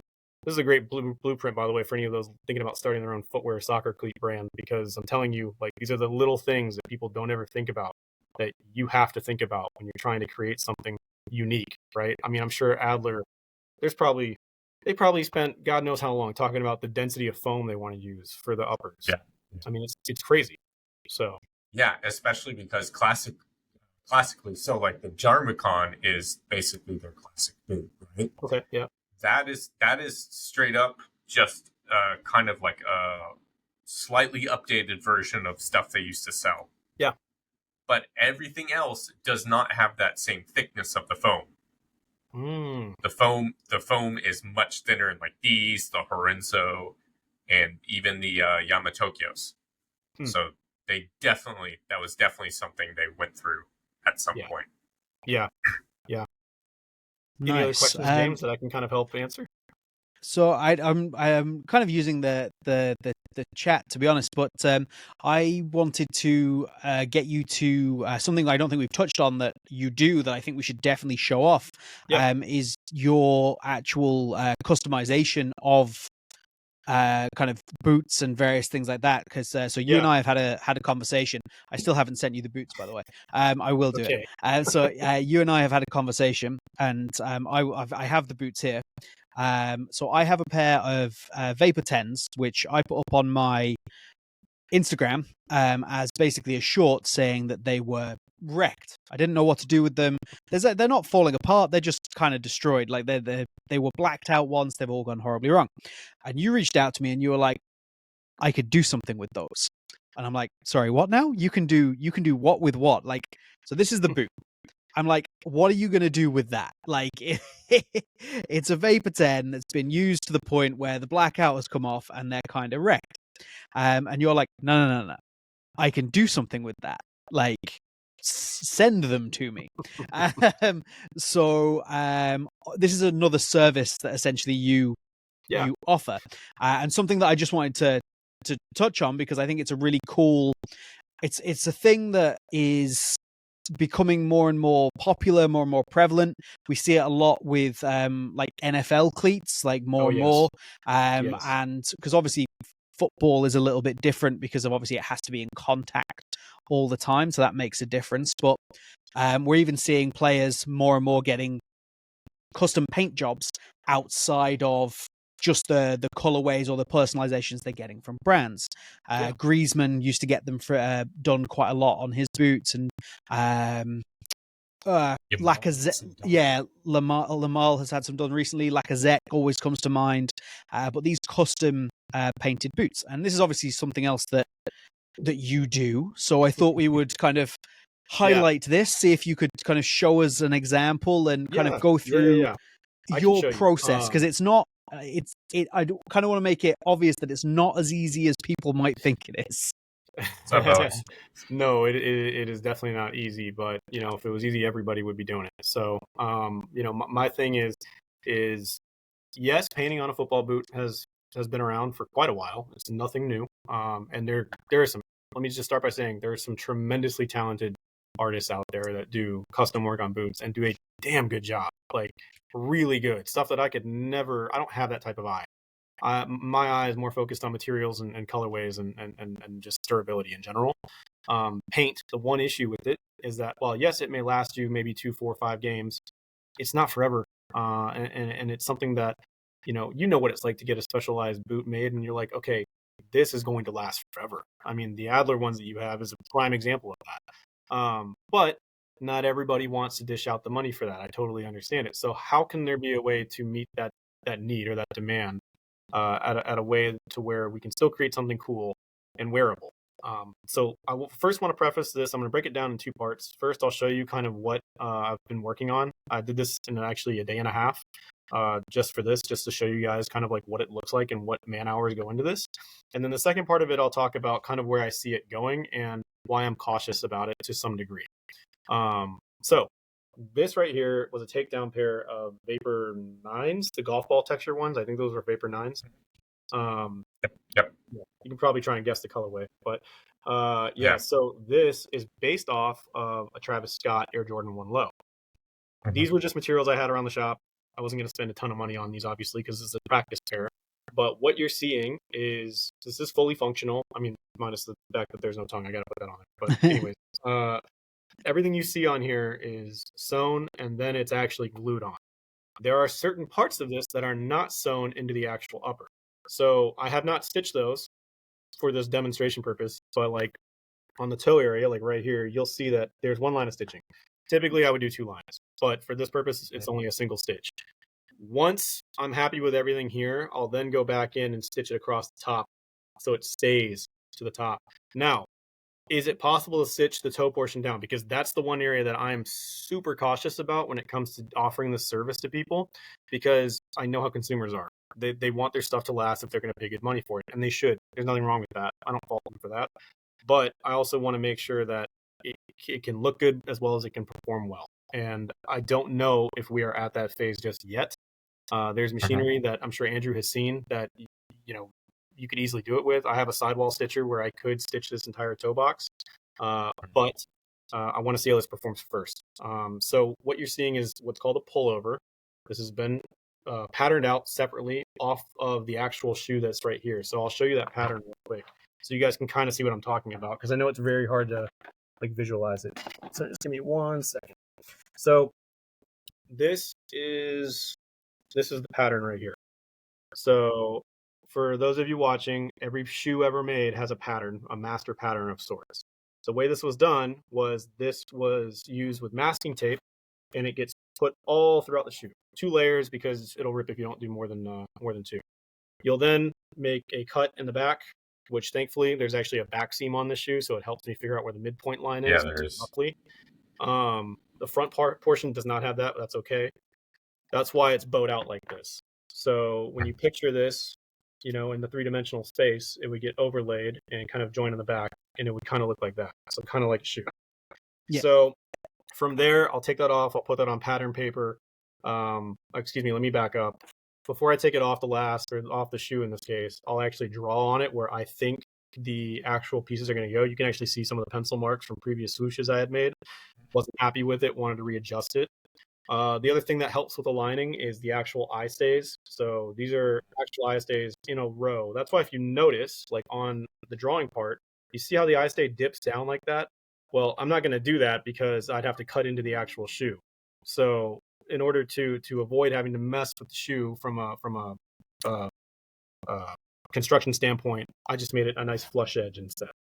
Which, grand scheme of things, it's not going to matter anyways. Your laces are going to cover that regardless. But what you're seeing, like I said, is all hand cut and sewn off of the shoe first, and then it's applied with that CDC adhesive I had shown you guys earlier. And then from there, I'll use my patcher to go back in and restitch these areas so it stays on there. Now, a lot of the first question everybody asked me is durability, man. Like, how is that going to ever last? How's that going to hold up on a football pitch? Half the boots today can't even last on a football pitch for more than a season. So how is your stuff going to last? Well, that's where the reality of what I'm doing needs to set in, and I make sure I'm open and honest with people on this, is that it may not last. Like, realistically speaking, it probably won't. Which is why I don't offer that full service just yet. I'm going to test it with you, James, because you're a boot reviewer. Who better to use it than you to go and actually play around in it? So that's kind of why I want to see how far can we push this, because, as far as other customizations go, this is easy. This lasts. I've tested this. I know this works. So, but when it comes to messing with the actual structural integrity of the boot itself, the goal is to never mess with that. Because as soon as you do, 1, you've already voided the warranty because you're messing up the shoe to begin with. But 2, you could potentially be opening up yourself up to, I don't know, a lawsuit because you changed somebody's shoes and they thought, oh, well, I broke my foot in them. Whether it's your fault or not, they still can come back and say, well, hey, dude, you did alter it, and you told me it was going to last and all this stuff. And that's just stuff I don't want to deal with. So that's one reason why I haven't gone full blast on this. Now I will tell you, this pullover service was used in an MLB game, which is a lot different, I know, than soccer. However, I didn't know they were going to be playing in them. It was for a charity for Latin American Heritage Night or something like that with the Milwaukee Brewers. And these guys, we surprised them with the shoes. They got the shoes. They loved them. It had all callbacks to it's on my Instagram. You guys can check it out. But anyways, I gave them the shoes and they were like, okay, they're going to go play in them now. And I was like, wait, what? You guys going to play in them? And they were like, yeah, you made them to be played in, right? And I was like, well, I mean, yeah, but like, I didn't think they were actually going to go like play in them like right now. Yeah. And they did. And I'm telling you, I don't care for baseball, but I have never been so nervous in my life. I was sitting up in the don't fall apart. Dude, the worst part about that was they put me on the Jumbotron right before. They put up the whole story and we're like, here's the guy, here's the artist, and I'm just like, yeah. Here's no. Go after. So, yeah, but Josh Tossell there, no pressure. Yeah, absolutely. Yeah. Lo and behold, the shoes did hold up, no injuries. They lost, unfortunately, but they did get some hits in them, which was kind of cool to see. And it was for a good cause. They auctioned them off for charity. So, but I did get to see the cleats afterwards, right? And because I was so curious, I was like, how the hell did these things hold up? Because like I had never done that before. Keep that in mind. That was the first time I had ever done that. So there's a whole backstory to that, and I can tell you guys off this. But yes, that was the first time I had done it, and I looked at the cleats, and they held up remarkably well. I was shocked. To be prouder of your work. Be absolutely. more assured in what you're doing. Well, the cynic in me tells me like, all right, dude, come on, like you're just some dude in like you know North Carolina making imposter syndrome. Very much, imposter very syndrome much is so. always strong. But also like that's how I find. I don't know how you guys. I'm sure you guys are the same way to some degree when it comes to your own creative mediums, like when you edit videos or when you make a video. I'm sure there's doubt in your mind that goes, did I do enough for this video to pop off like I wanted it to, or like how can I improve? And that's how. Advice to anybody watching this: you should always want to improve. If you ever believe you're an expert in anything, you've lost. You've already lost. Yep. So, for me, that's kind of how I. Not to get on a soapbox, but yeah, that's pretty much how I think. You're welcome to get on the soapbox. It's kind of getting to like the plane of knowledge, right? Yeah. You get up to that plane of knowledge, and you know so much stuff that you know what you don't know. Yes. Like you know like where you can improve, how you can be better, blah blah blah. The one thing I will say is that with all of this, everything I've just shown you guys, I would not be where I'm at or be on this podcast if it weren't for the tremendous amount of F-ups I've had throughout the years. And that is the single greatest teacher anybody can ever get. And it's free. That's the best. Well, aside from buying boots and... it's free. It ain't college, I can tell you that. It is not college. So... So that's true. There's that. But yeah, guys, I mean, at the end of the day, like, I think longevity... I think this is something that can be turned into an actual viable product at some point. Mm-hmm. Are we there right now? Maybe not, but we got to try. I mean, we got to try it some way. Otherwise, we won't know.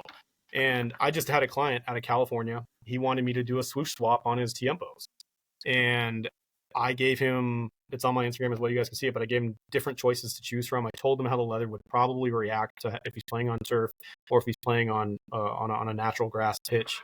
And, he kind of just was like, I'm cool to do whatever you want to do, but it's just got to be a white swoosh. And I was like, all right, cool.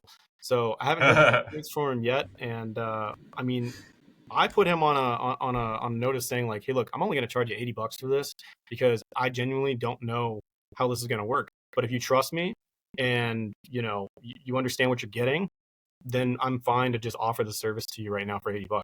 And he said, yeah, let's do it. So got it done in less than a week, send it out to him. Haven't heard anything back. So I guess it's good. He'll probably see this. And be like, fingers crossed. My swooshes fell off, bro. But no, that's not going to happen. It's not going to happen. So here's another example, just so you know, for like football cleats. So so this was before, right? And then this was after. So nice. Yeah. Awesome. So there you go, James. There's your fake alligator, which is still made with using a cow. So sorry. I'm kidding. That is fake alligator. I just got Billy here just asking if is that just paint on the Predator or is it actual material? It's material, isn't it? That you've done the stripes in on the Predator. Yeah. There. So this is a suede python. There you go. So. I do want to state too, like James, I know you have your reasons for being vegan and I respect that, but I do want to say this for other people. Like if you're worried about like where this stuff comes from, don't get me wrong. There is some unethical stuff that happens in the leather industry. No doubt about it. Not going to even shy away from that. However, when it comes to exotics, it's a very different story in terms of sourcing that material. That type of stuff, like the stuff I just showed you, python, alligator, it's all farm raised. You cannot just go and like get an alligator. Now, does that mean people are not doing that? No, of course not. People are definitely doing that. But, I try to make sure that everything is sourced ethically and sustainably as much as possible. And in all honesty, if it weren't for the leather industry, the American alligator would actually be extinct. I know that's a hot take, but if you guys do your research and go look at the history of how the human race almost wiped out the American alligators, you'll see that the leather industry actually kind of helped in some way bring it back. But I just want to make sure people understand that. It's not a slight at you or anything like that. No, that's fine. We've got a question here from Footloose Boots. If you might have the information, how much should I expect to pay if I went to a shop for a sole plate swap? That's the one thing I do not recommend doing. Sole swaps. So here's the reason. It depends on how old the boot is itself. Like I think you guys are maybe a part of it, but there's a Facebook page on Facebook about Predators, like the actual like cleat collection and stuff like that. I think it's run by Jay Lyon, I think is his name. But I see horror stories of like, dude, my Mania is broke. Who can repair them or who can soul swap them? I'm like, bro, that shit was made in like 2002.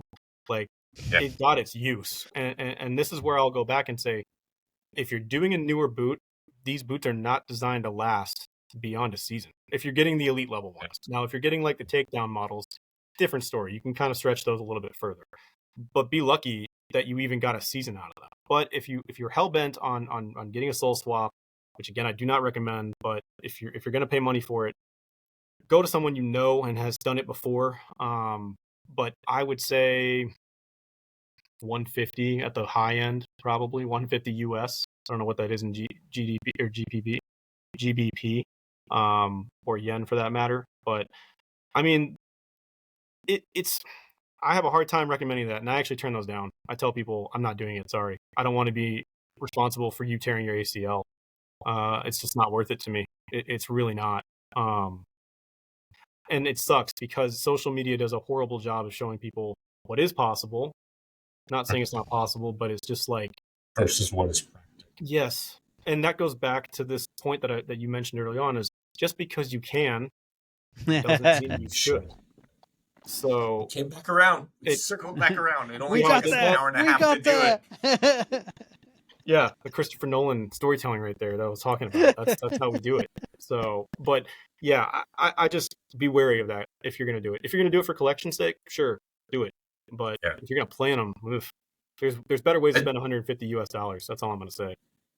FAFO vibes. Yes, very much. Billy vibes, Billy also asked about personalization for processed material for like vinyl transfer letters and flags. Yeah. And from what I've seen, everybody has switched to heat pressing these days. Yep. Actually, that's what this was done with. This was heat pressed. So heat pressed. Yeah. Yep. Yeah. So you got to obviously use a high quality HTV. You got to use a high quality. If you're going to use a vinyl, you have to use a high quality vinyl. Yeah. The one thing I will tell you that I learned a ton in at Steffens was they were masters of uniform printing. So the amount of knowledge I have on that is probably very unhealthy. And if I was smarter, I'd invest my money in doing t-shirts because I probably would make hand over fist on that. But it's I actually had my local soccer post here. They gave me test pairs to try out, put soccer post on the heel. And I told him, I was like, this might peel off, just so you know, like, or get beat up to the point. And he's like, that's fine. How much are you going to charge for it? I was like, well, if I did it, probably like $10. I don't know. Nothing crazy, just enough to cover my materials and make a little bit of money off of it. Get them stitched. Now, well, sorry, we don't all have a Japanese factory in our backyard. Yeah, our backyard. It's 5.5 hours away. I didn't know it was that far from you. So by bullet train. Well, mine is stitched too. Like an 8-hour drive. But yes, if you're going to do it, embroidery is obviously the way to go. Do they embroider that after it's been made, or are they embroidering that on the upper prior to lasting? Nope. To lasting. Which is stitch lines on the inside. Yep. Which is what, like, when Adidas and Nike and all those guys used to do it, they would do it after the boot was made. Soccer.com. So, like, if you're putting... Yes. Yeah. So if you're doing it on the heel, especially, you're now puncturing the heel counter. Heel counter. Yep. Yeah. I was gonna say because like most embroidery machines can't even go through that. So the fact that I'm glad they did it that way because that's the way it should be done. I mean, in all honesty, unless you're doing aftermarket and you're doing it to like the guy that sent in his pair to get swoosh swapped. Say that 5 times fast, but he had like his stuff done up here. And I could see the threading on the back end, and I was like, that's going to unravel. So I just heated up with the lighter and pressed it back in for him. And I said, I didn't even tell him that. Like, that's just going to unravel, dude. Like, at some point, it's going to come out.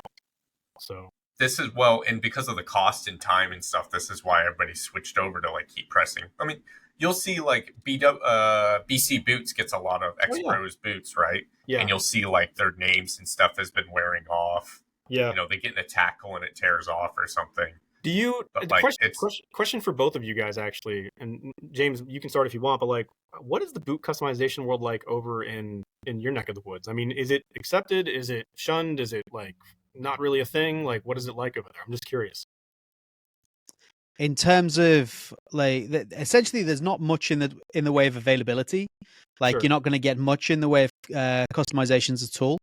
There's a few people that'll do bits and pieces. There's somebody that I'm not gonna remember names, and I'm sorry to those people because I'm not gonna remember the names of the people that do these things. But you get people who are gonna do tongue straps. There's people who do tongues, so that will actually like put tongues onto things. People who do tongue straps. Toots. Sorry. Toots boots. Toots boots does those blackouts and tongue shortening. Those blackouts and tongue shortening. Yep. Yeah. So the S with a dot. Yeah, S with the dot has done some good stuff. Yeah.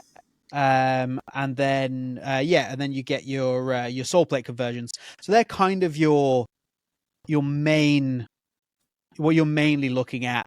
And then there's a few people who are doing like your full, like S with a dot with the full blown customization kind of thing. But yeah, it's not something that you see very regularly. The furthest you'd really see is either a blackout, or you'd see somebody maybe with some initials or a name on that they've got from just the basic stuff. Basic stuff like a heat press, because you buy a pair of boots from Unisport, they'll give you the option to add a personalization to it and things like that. Although I'm convinced the reason that they do that is so that you can't return the boots. Damn. I didn't think about that. Like they're like, oh yeah, look, because it's why like where is it? It's Goal In. They offer free personalization, I think it is, on most of their stuff, and it really which is great. It's fun, but you get yours personalized. You can't return them. Like there's no returns anymore. Weston in Singapore does the exact same thing, and every time like I get boots from I have shout out Jason at Boot Hype. And he'll help me get boots from Singapore because like they'll be on sale or something. He's like, "Do you want embroidery?" I'm like, "No," because there's a good chance that I will sell these. Yeah. And like you just can't sell it. I did find somebody sold a pair of 2014 F50s in the leather, and they had gotten it stitched. And again, it was stitched where it was stitched through the material. Yeah. So. Yeah, that's interesting. Yeah. What about you, Andrew? Have you seen any like uptick in customs over there? Because Japan is interesting to me because they're big into Jordans. Well, at least some of them are. Not everybody, I should say. But like the Japanese. I don't know much about them, to be fair. I've never been there, but from what I've seen and just media that I've consumed, unfortunately, is that they really take pride and care into things that have value, like an Air Jordan 1 from 1985. Like it just is something. It's a cultural relevance. So I just didn't know how much customizing really played into a role over there when it comes to football. For football, it's mostly more the basic stuff. Sure. They'll still do like custom, like Adler. So I want to preface this and remind people that Adler has pros wearing their product, but those pros are paying for that product. Adler does not have the kind of money to sponsor people. That's still pretty impressive. But what Adler does do is they'll do custom lasting. So they will build a custom last. So that's kind of as far as you get most of the time. Here we go. You don't really have people.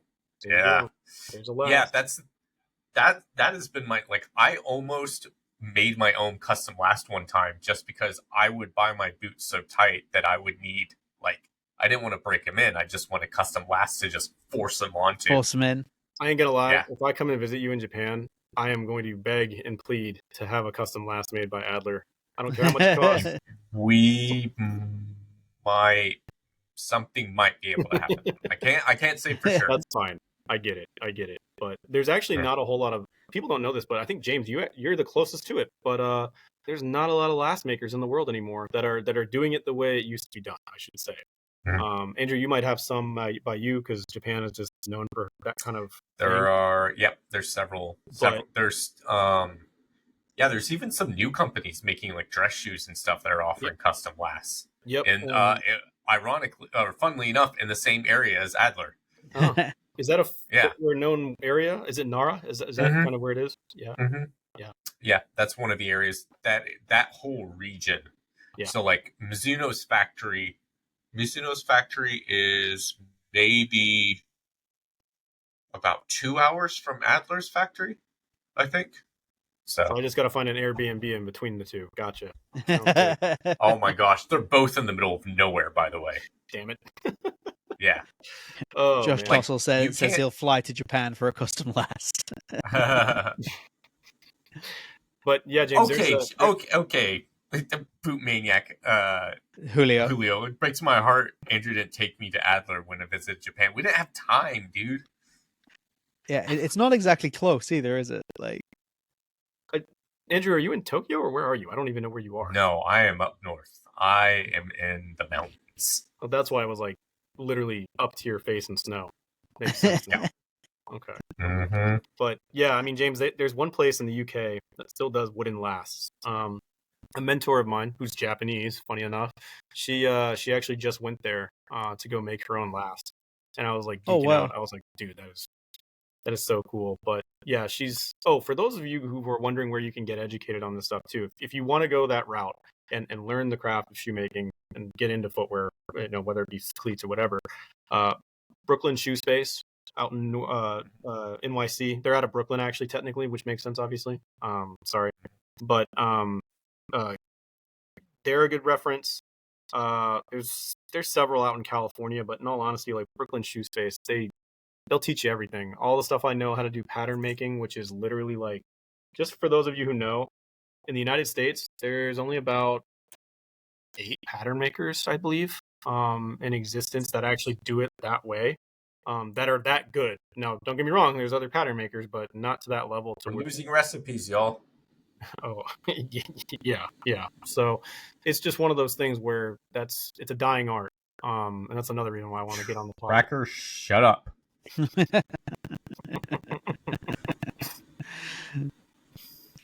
Oh dear. Anyways, yeah. Cornerman says Cornerman UK. Sorry, DJ says Cornerman UK stitches sole plates for less chance of separation and matches the color. So that's interesting. He's done that to a lot of hypervenoms. Yeah, like just to basically keep everything running together. I found some hypervenoms because the HG sole plate has rivets. Oh. The HG sole plate has rivets. There's 2 rivets here. There's one here, and one in the back, if I remember correctly. Yeah. They were making sure. Yeah. Honestly, if you have an option to get it stitched in like that, yeah, sure. Mm-hmm. That's definitely going to help. I'm not going to tell you that's not going to help. It's more helpful than just putting it in a sole press and hoping to God it sticks after a while. Yeah. Because, I mean, for those of you who didn't see the Unisport video, go watch it. I mean, you'll see the whole process literally from start to finish. It's crazy to think that woman, by the way, who's been working there for like 40 years or whatever, like she's made shoes for all these athletes and just it's her everyday job. She's just like, all right, this is what it is. Like, I'm just making yeah, not a big deal. I had a buddy who worked in Formula One. Yeah. And we were like walking around. I went to a couple of races, got VIP passes, yada, yada, yada. We're walking around. I'm like, oh, holy shit, that's Lewis Hamilton. And he's like, oh, yeah.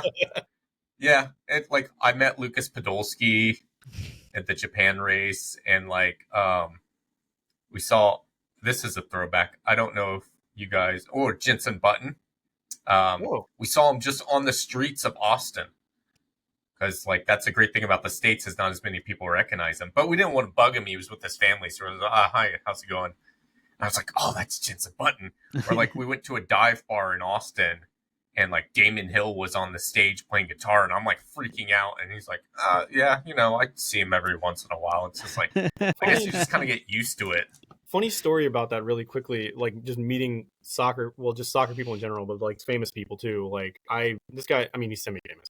But if you're into U.S. soccer, you know who he is. Andrew, I know you're not. I know you're gonna know who he is. But Jay Demerit. Yeah. So even I know who Jay Demerit is. Yeah, he was at Watford for a while. Yeah, he was. He actually scored, I think, the goal to keep them up. I can't remember. It was some volley or something like that. But anyways, I had just moved back home to North Carolina. I was at my local art store. And it was the middle of summer, and the TST, the 7v7 soccer tournament that happens every year, it's right down the road from where I am. It's not very far. So I knew it was in town, but I just didn't expect to see Jay Demerit, of all people, in an art store in Raleigh, North Carolina. And like, I only knew who he was because I had lived in Wisconsin for 10 years, and he's a Wisconsin legend. He's in the Soccer Hall of Fame up there. So like, clearly, you know who he is. And I mean, I knew who he was even without that. I just didn't know what he looked like still because it's been a while. But he had on all his gear and stuff, and he's very fashion forward type of guy. And he kept looking at like the paints that you would use on painting shoes. And then it dawned on me, I was like, oh, maybe he's here to get supplies for like his team or something. Maybe, I don't know. Maybe they want to do something. So I went up to him and just said, hey, I don't mean to bug you, but like, you're Jay Demerit, right? He was like, yeah. How'd you know that? And I was just like, well, I lived in Wisconsin for 10 years. So like, you're kind of a legend up there. You're kind of a big deal up there. I was like, what are you doing here? And he was just like, well, I'm in town for the tournament, but we're trying to make like custom Lotto. Lotto was our sponsor. I'm gonna make Lotto cleats or something like that. And I was like, well, I do custom footwear. So like, if you want to like work together, maybe I can cook you up something. So we ended up creating a pair of auctioned off Lotto like lifestyle shoes and cleats. And the lifestyle shoes were bought by Dwayne De Rosario. And I actually I got to party with Dwayne De Rosario. And this is embarrassing, but this guy came up to me. He was like, what's up, man? I'm Tom. And I was like, okay, nice to meet you. He's a British guy. Huge, like massive dude. And then I went to Jay and I was like, who is that guy? He was like, that's Tom Huddleston, dude. And I was just like, oh, you want to know something? Well, you don't want to know something really crazy? I went to school with Tom Huddleston. Oh, really? That's cool. Yeah, we went to school together, and I didn't know him that well, I think. But one of my best mates is best mates with him. Huh. Or one of my best mates is best mates with him. So, like, he got me a signed Derby jersey. He came through Derby's academy. Oh, okay. That's, so I went to school in Derby, so that's why we went to school together. But, okay. Yeah. I would never want to play football against that guy. He's built like a freaking linebacker, dude. Like, he was big like, in school, too. I was like, bro, if I went into a 50-50 tackle with you, you would rip my body in half. Like, I'm coming out with in the ambulance. Oh, man. Dear. I ran into Keisuke Honda randomly in LA.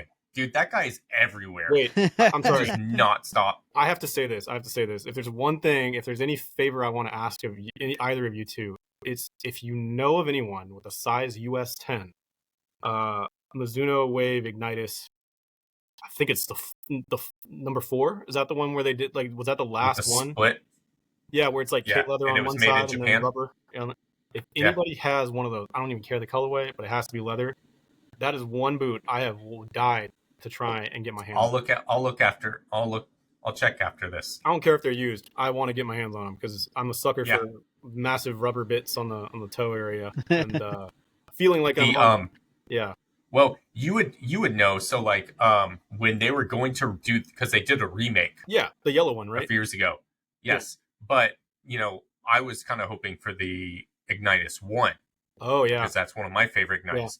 Yeah. And I was talking to Tokyo Football. Actually, he's actually got I think some experience somehow, but he knows a lot of manufacturers. And he was telling me how much of a giant pain in the ass it was to stitch in the rubber elements individually like that into the Ignitus 1 and 2. And that's one of the reasons why they didn't do it in the remakes. I couldn't believe they actually did that. The first time I saw the Wave Ignitus 1, because again, I've never ever seen them in person, so I've never actually got a chance to feel them. Oh, dude. But that shoe, I'm like, dude, the amount of man hours that went into that, it's crazy. People think a T90 laser was a lot to put together, and I'm sure it was, but when you got that many rubber bits, it's almost insane. It's insane. So somebody designed that and gave it to like the manufacturing team, and they were like, "What the is this?" Like, when is Andrew going to start offering travel packages that include an Adler factor? Look, man, you spend several $1,000s on Adler boots, and we'll talk about it. Just let me know when we can invest in Adler and buy some stock in the company. I'll gladly do that. I don't know. It's funny we're talking Adler. I just got a message from my boss. He's like, "Why are you talking about?" You also get to stay with me. Yeah, right. Yeah, there's a lot of things I cannot say. So, like what? I was gonna say he's on the podcast live. Like, Andrew, stop talking about this. Hey, Andrew, there's a red dot on your forehead. I think you're about. Oh, no. No, I'm super happy, good sniping positions in that direction. I'm super happy as someone who actually makes footwear. It's really cool to see that a company like that exists, and I think James can even attest to it too, because like this is something we've been dying for. I feel like in the boot space, where it's like, can we please get in with one of these companies and just have them go at it, because this is the best time. Like whether you're in sneakers or whether you're in football boots, this is. I mean, think about the amount of growth we just saw in 2024. Sakito, like that brand came out of nowhere, at least from my perspective in the US. I don't know about the UK, but it came out of nowhere. Man, Jake has been going at it for years.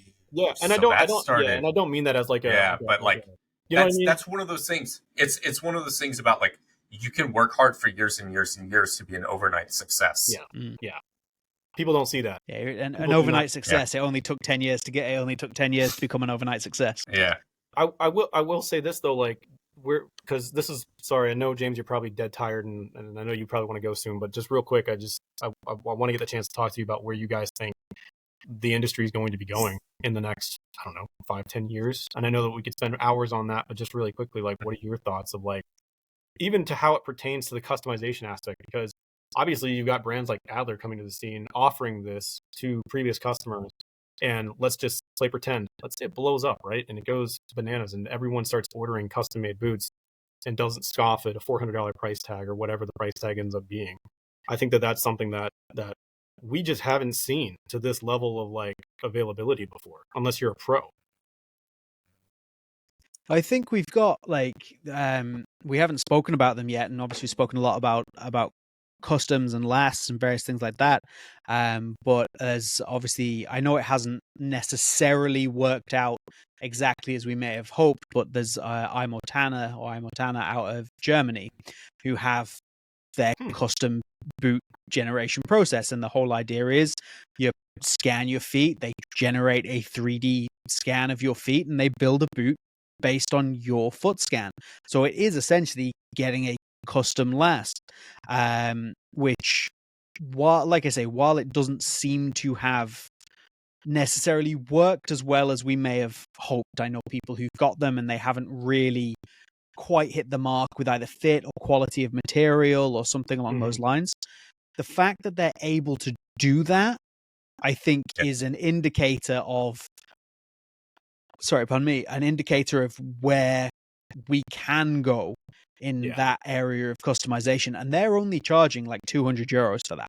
That's it. So wow. Like when they're only charging that amount of money, they're giving you full control over the upper. So they've got like 5-6 different upper designs that you can get. You can put customization on it. You can change the colors of the sole plate. Each individual is in their sole plate's a split sole, so you can change the colors of each individual pod and various things like that. Like, so, and like I say, for 200, I think it's €200 is what they're charging for that. So for €200 for a custom made colorway and a custom lasted boot, surely if either, like, I'm not sure that they will be the company that breaks that technology to a bigger market. I'm not sure they've got the manpower or the resources to do it. I think what they have right now is a great idea. It's a great concept, but I feel like it always feels to me like they're fighting uphill, but against themselves. Like they're trying to do things, they're trying to get things done, but they always seem to be held back. And to me, it seems like they just do not have the people. And that's because they probably don't have the money to pay the people. So I'm not sure that, exactly. So I'm not sure that they'll be the people to actually like really push that technology through. But that technology exists. It's there. And I think it's ripe for somebody to come along and be like, okay, we have, you mentioned Sakito. I'm not saying they'll do it, but Sakito are like, okay, we have this amazing boot. Yeah.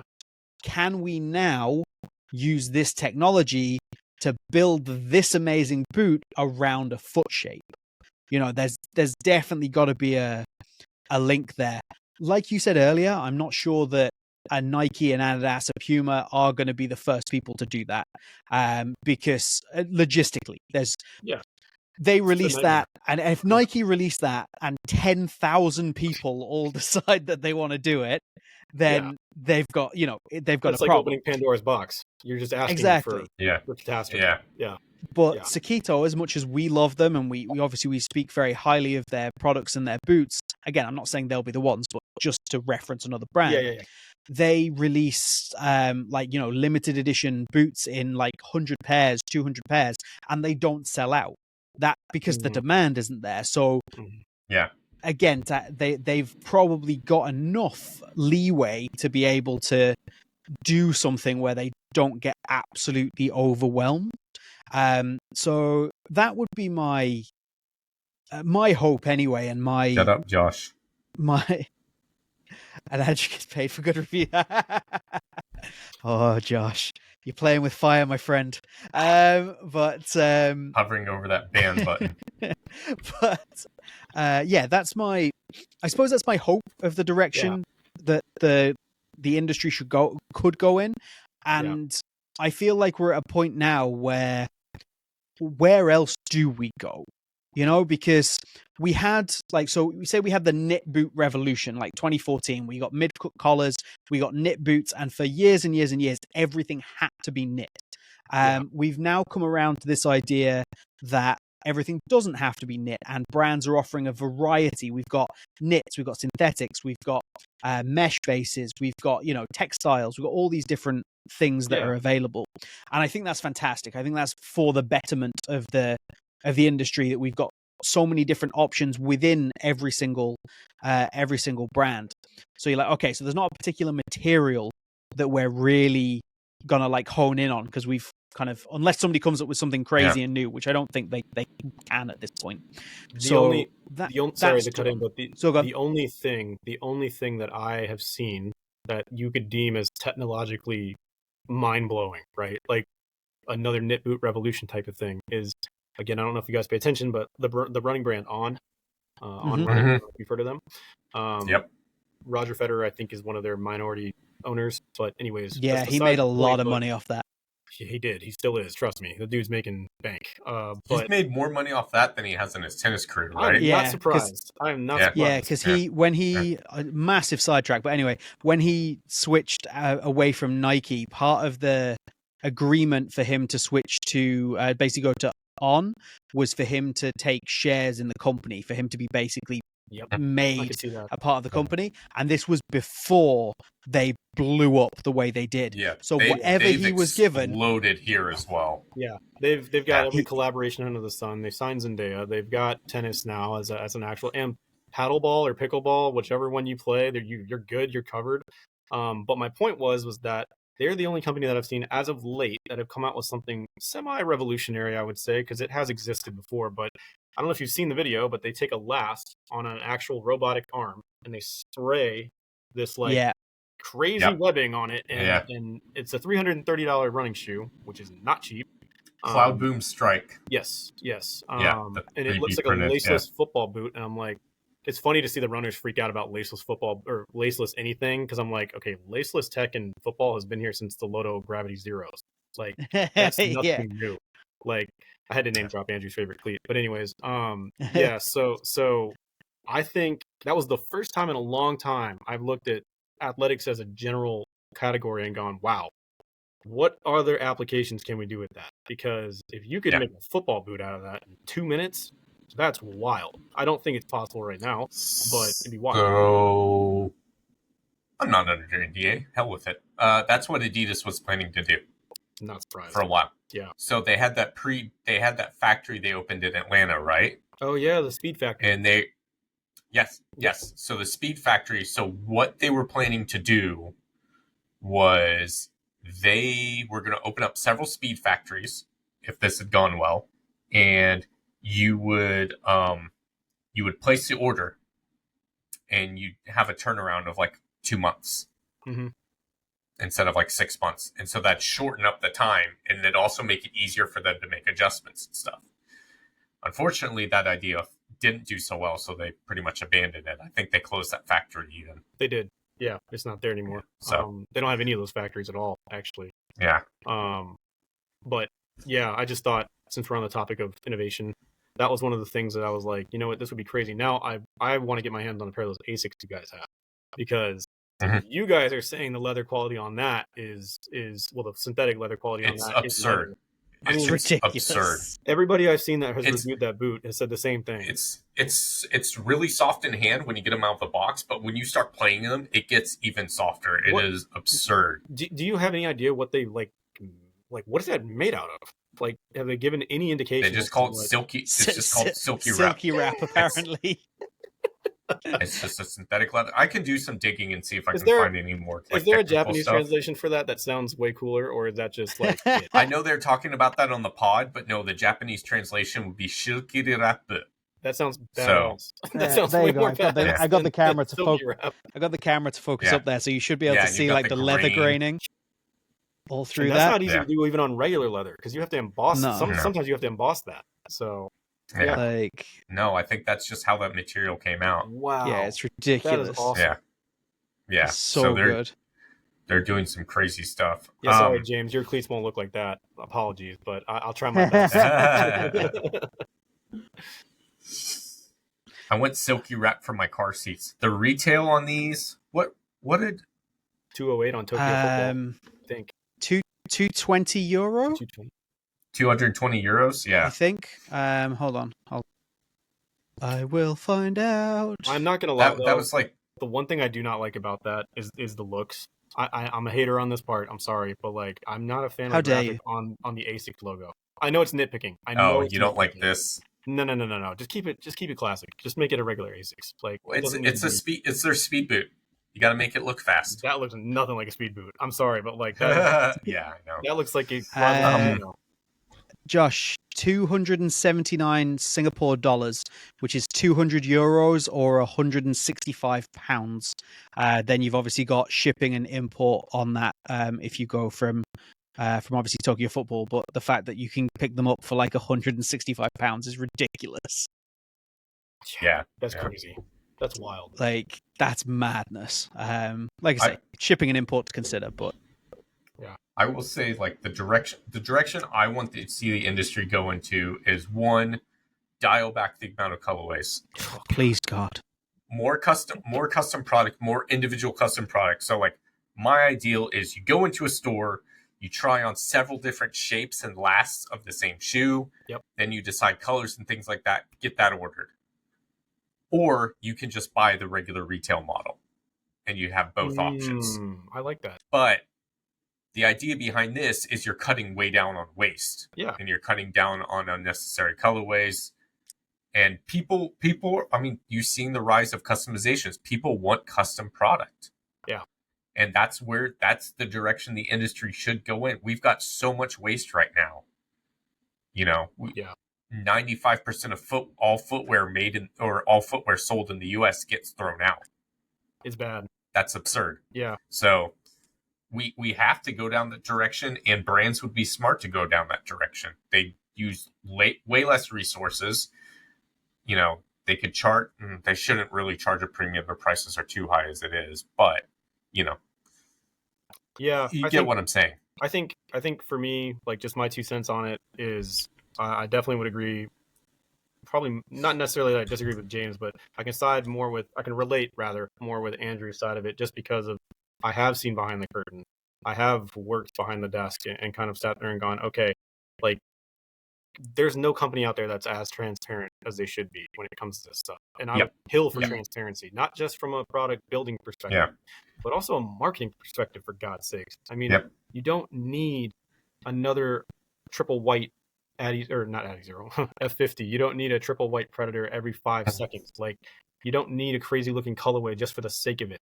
Because, again, like I said, I guarantee you the sell-through rate on that Predator is nowhere near where they want it to be. It just isn't. They had just gotten to the point before all this started. They just started getting to the point where people were lining up outside of stores, waiting for the stores to open for boots, not trainers, for boots.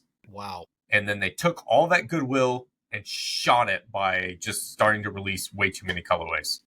Yeah. and then you see all these colorways. I mean, you get 4 colorways a year. Yeah. If you were lucky. Yeah.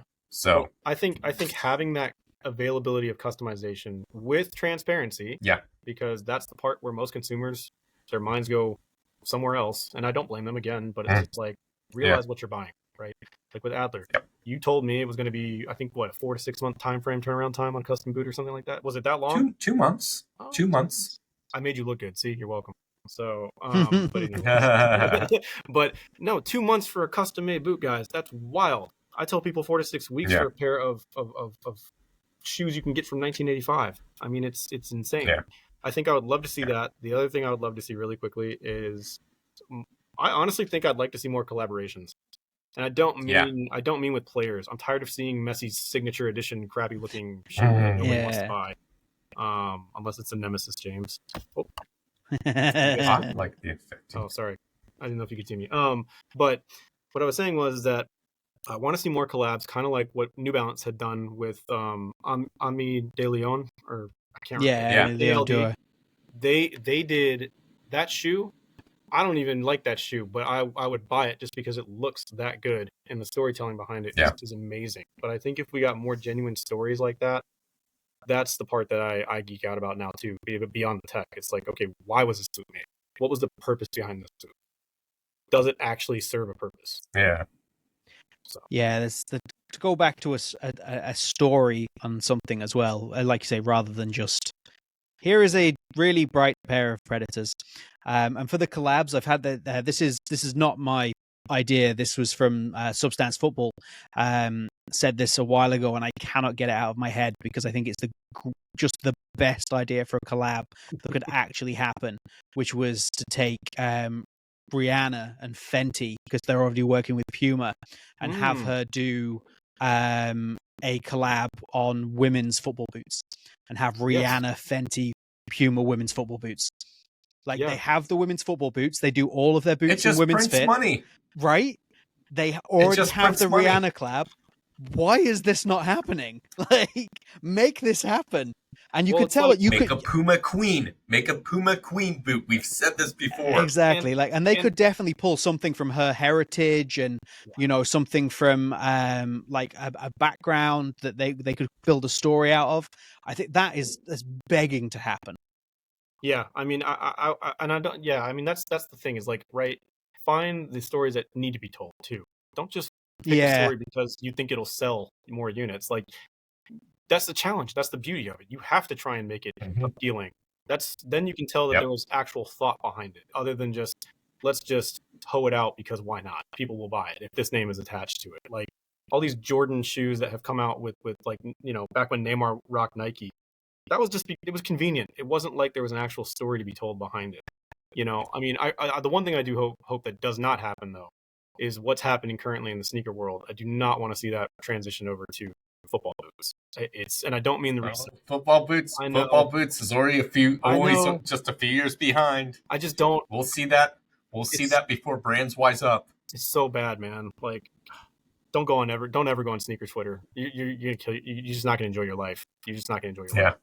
So it's pathetic. But ending more on a good note, though, I do want to say thank you to both of you guys for allowing me. Thank you for coming on. No, thank you, man. I did not think we'd go this long. You are the guest. Feel like that long. No, not at all. Yeah, I can tell James is tired. I don't blame you, dude. Like you got a kid, and it's probably what, 1 o'clock there? It's not 20 past 1 in the morning, and I haven't been up since 5 a.m. because he didn't sleep. It's not a big deal. Let's not worry about that. He's probably not going to wake up in like 4 hours, and I'll be awake again. Don't worry about it. It's all good. You'll get some new boots, hopefully refurbished boots. Exactly. So. And either way, it was completely worth it. It was really, really, absolutely, a really interesting conversation. And it is, I talk a lot, in case you haven't noticed, listening to the podcast, etc. So it was nice to just sit and listen and once. Kind of I didn't, it sounds like sometimes, and all of our guests have been great, but sometimes you have to bring the conversation through. You spend a lot of time now directing the podcast, as you do. You know what I mean? It's kind of my job. It's the reason I'm here, is to do that. And today I was just like, I'm just gonna listen. This is interesting. Oh, I'm sorry. I have to say this one more time too, real quick. Do you guys? Are you familiar with Complex Con? Do you know what that is? Okay, you've heard of it. No? Okay, so basically, James, it's just it's like Comic-Con, but for hype beasts and people who like high-end sneakers and crap. So I'm generalizing like crazy, but that's basically what it is. Does something like that exist for football? They've talked about making something like that happen, but the problem is, there's lifestyle kind of conventions, but it's not a big thing. Yeah. You do have, and this is, I think you could probably get in on this. There is a coaches convention every year in the U.S. Oh yeah, I know of it. Yeah. That's because like that's how it starts. That's great, but like I want to do one more for the people, like us that are in this. I know that sounds like very exclusion based. I don't know what the word is for that, but anyways. Yeah. I want it to be more for the people, and I think it would be dope if like we could do something to where we get together, and we're not doing it for the money, right? We're doing this for the culture of football. Do not make much money on that stuff. But it would be really cool though if we could get together at some point in real life for once. Right. And see if we could actually host something like this, just because it would be nice to see everybody, Josh, SR4, like all those guys, like J Mike, even if he wants to, he would be the leader of it. I could see him being that. But like, it would be so dope to have something like that annually to look forward to, and kind of just hash around ideas and bring the community more together instead of saying like, y'all go do your own thing over there. We're going to do our own thing over here. Like, I don't want to see that. I want to see people collaborating. So. Yeah, agreed. Definitely. Absolutely agreed. Well, I think that's a wonderful sentiment and a great note to end on. So I will say thank you again to Brandon. Please, everybody, go and check out S2S Creations on Instagram. There were a few questions we didn't get to, which are definitely for Brandon. Go into his DMs. I'm sure he won't mind answering a few questions. Go and check out Andrew, of course, at Lockhart Boot Blog, and you are here on the Boot Wizard channel with me. So do remember to get subscribed to this very channel, and before you leave, hit the lovely like button there if you would as well. And that's all for today. Thank you very much indeed, guys, and thank you, Brandon. Peace. See you guys. We will see you all soon. So Oh, we lost him. We lost him.